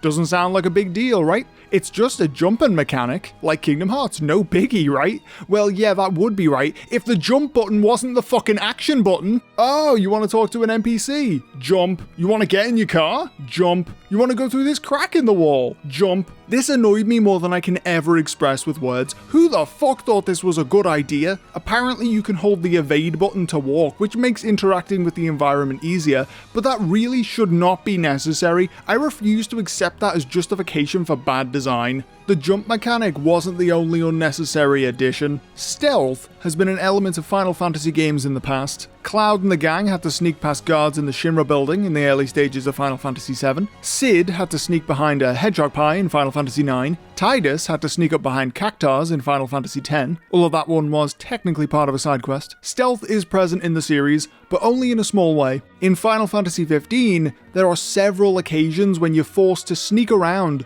jump enemies, and track pointless bad guys. Remember this shit? What was the point in any of that? Stealth doesn't belong in this game. I can understand using hack and slash combat to appeal to a modern audience who don't have the patience for the old style, but stealth is just out of place. It shouldn't have been in the game beyond the Behemoth quest, which was actually pretty cool. That should have been the only time that there was any stealth. Now that we've covered all of the major flaws in the gameplay, it's time for the quickfire round of all the things that bothered me that don't require a rant. Number 1. The characters barely ever react to their environments in a physical way, except for those times when Noctis legs it up a wall for no reason. In some games, like Resident Evil 2, characters can even push enemies out of the way as they approach them, making the world around them feel tangible and alive. But not here, wall kicks only. Number 2. Noctis just stands there when allies are using their special abilities. Is he a robot? Did he power down? Did he remember that he left the stove on? Why did he stop moving? Get slashing, sad boy. Number 3. The jump button is the action button. Number 4. Random black screens when turning in missions. Number 5. The need to eat food to buff your character. Number 6. The jump button is the action button. Number 7. The dimensions of my screen suddenly changing so that I have to adjust the settings mid-play. This has never happened to me whilst gaming in my entire life. It was fixable, but annoying all the same. I don't have a clip of it happening, but this edit will do. Number 8. Repeated dialogue. I want to ride my chocobo all day. I want to ride my chocobo all day. I want to ride my chocobo. Shut up! Oh my god, I don't care! Number 9. Camping screens.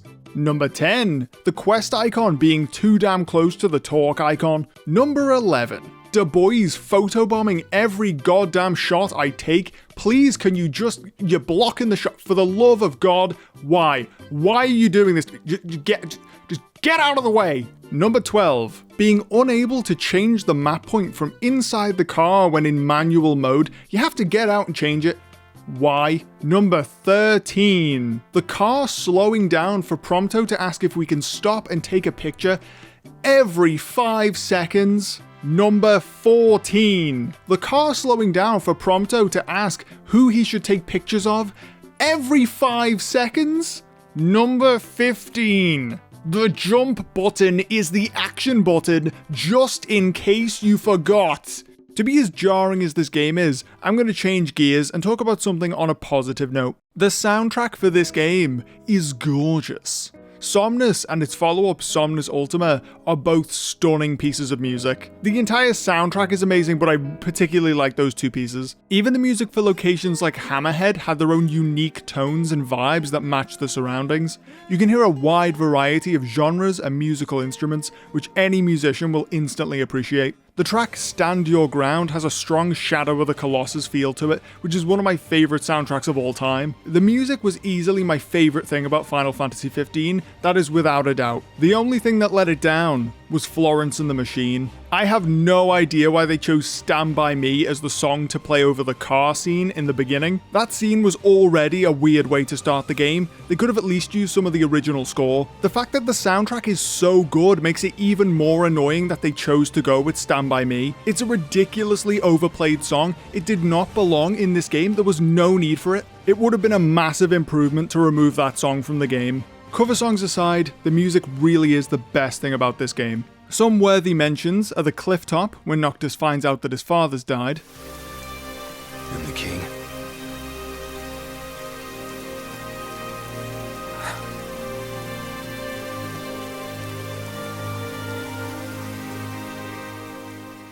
Luna's death.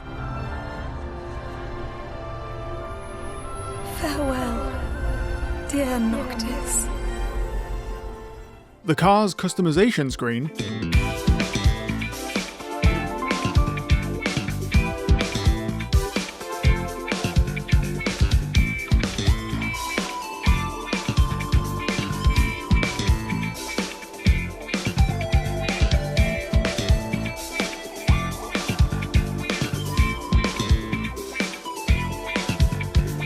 And the final showdown.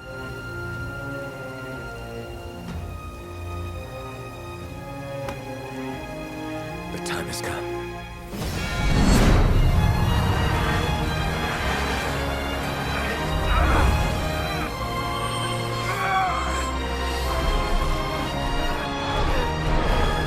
There are many moments like this where the music is on point, and it's the thing that I like the most about this game. I like that you could listen to the soundtracks from previous games too, although it would have been better if every track was included. No Jesters of the Moon, no Under the Rotten Pizza. Come on! Either way, it was a nice touch that made this game just a little bit more bearable. The reason I wanted to talk about the music last is because I wanted to end this video on a positive note. I give this game a lot of shit, I really do, but I don't think it's beyond repair. It's pretty well known that Final Fantasy XV went through what can only be described as development hell for 10 years. Rewrites, remodels, style changes, platform changes, changing directors, an exhausted development team, a confused and misaligned vision for what the final product should be, and all of the other pressures that accompany the process of making a video game. There's no excuse for how the final product turned out, but it does make me feel bad for the developers, for the people who put so many years of work into this game, only for it to underdeliver. There's a skeleton of a great game here, it just needs more direction. The world is rich in lore, there are high stakes with emotional and dramatic moments, and there are even some genuinely likable characters. The issue is the structure and execution of those factors. All of the characters needed fleshing out. This game was very long for the small amount of development we see in them. We needed to know more about Regis, Ravus, and Cage, and the relationship between Noctis and Luna. We needed gradual development throughout the game, not sudden shifts that felt jarring. The villain is charismatic and mysterious, which is great, but his backstory needed to be explored within the game for us to sympathize with him. DLC is no good. This could have been an interesting coming-of-age story, with the player watching Noctis grow from a boy into a man and a prince into a king. Sadly, that's not what we got. The structure was messy. Pieces of the story were just straight up missing. Characters were two-dimensional, the combat was monotonous, and the title song was performed by Florence and the fucking Machine. With a number of changes, this could have been a great game. Or at least a decent one. I've been a fan of Final Fantasy for 20 years. I remember playing the demo for Final Fantasy X when I was 7 years old. I didn't write this review because I hate the series. I wrote it because as a fan of the series, I know what this game could have been. When it starts up, you're shown a title card that reads, "A Final Fantasy for fans and first-timers." That's a lot of Fs. This title is an insult. This game is divorced from the entries in the series that came before it. It's not a game for the fans, because it's not what the fans loved about the previous games. It wasn't made with them in mind. Final Fantasy 15 is its own thing, and that's okay. I'm perfectly happy to see a series evolve and become something new, but don't tell me it's for me if it's not. A more accurate title would have been A Final Fantasy for first-timers. It holds your hand every step of the way, except for the story. The one element that should always be coherent is the hardest to grasp, not because it's complex, but because it's a hot mess. I'm not trying to claim that the earlier games in the series were perfect, because they weren't, but they were still challenging and emotional despite their flaws. And I know there are people out there who love this game, or at least liked it, and I don't think that's a bad thing. I don't want anyone to think that they're being judged for liking this game. If you liked it, then that's great because you found something that you like. But for me personally, you know? I really do hope that Final Fantasy can one day return to its old style, but if I'm being honest, I don't think it will. Thank you for watching this excessively long and critical review of Final Fantasy 15. This video took a really long time to put together, both writing and editing. I'm sure there are things that I forgot to mention. There was so much to talk about, details will have slipped through the cracks, that is more than likely. But despite that, I wanted to talk about my experience with this game, and I hope that I kept you entertained with my cynical opinions. There will be more reviews coming in the future, probably. I live stream on Twitch several times a week. That's where I play these games and start the writing process, so there will be a link in the description if you're into that sort of thing. If you like this video, subscribe for more like it in the future. Or don't, I'm not your dad. Well, that's enough from me. Until next time. Our foe will not relinquish their mother crystal easily. Hey, I've seen this one. This is a classic. What do you mean you've seen this? It's brand new. Yeah, well, I saw it on a rerun. What's a rerun? You'll find out.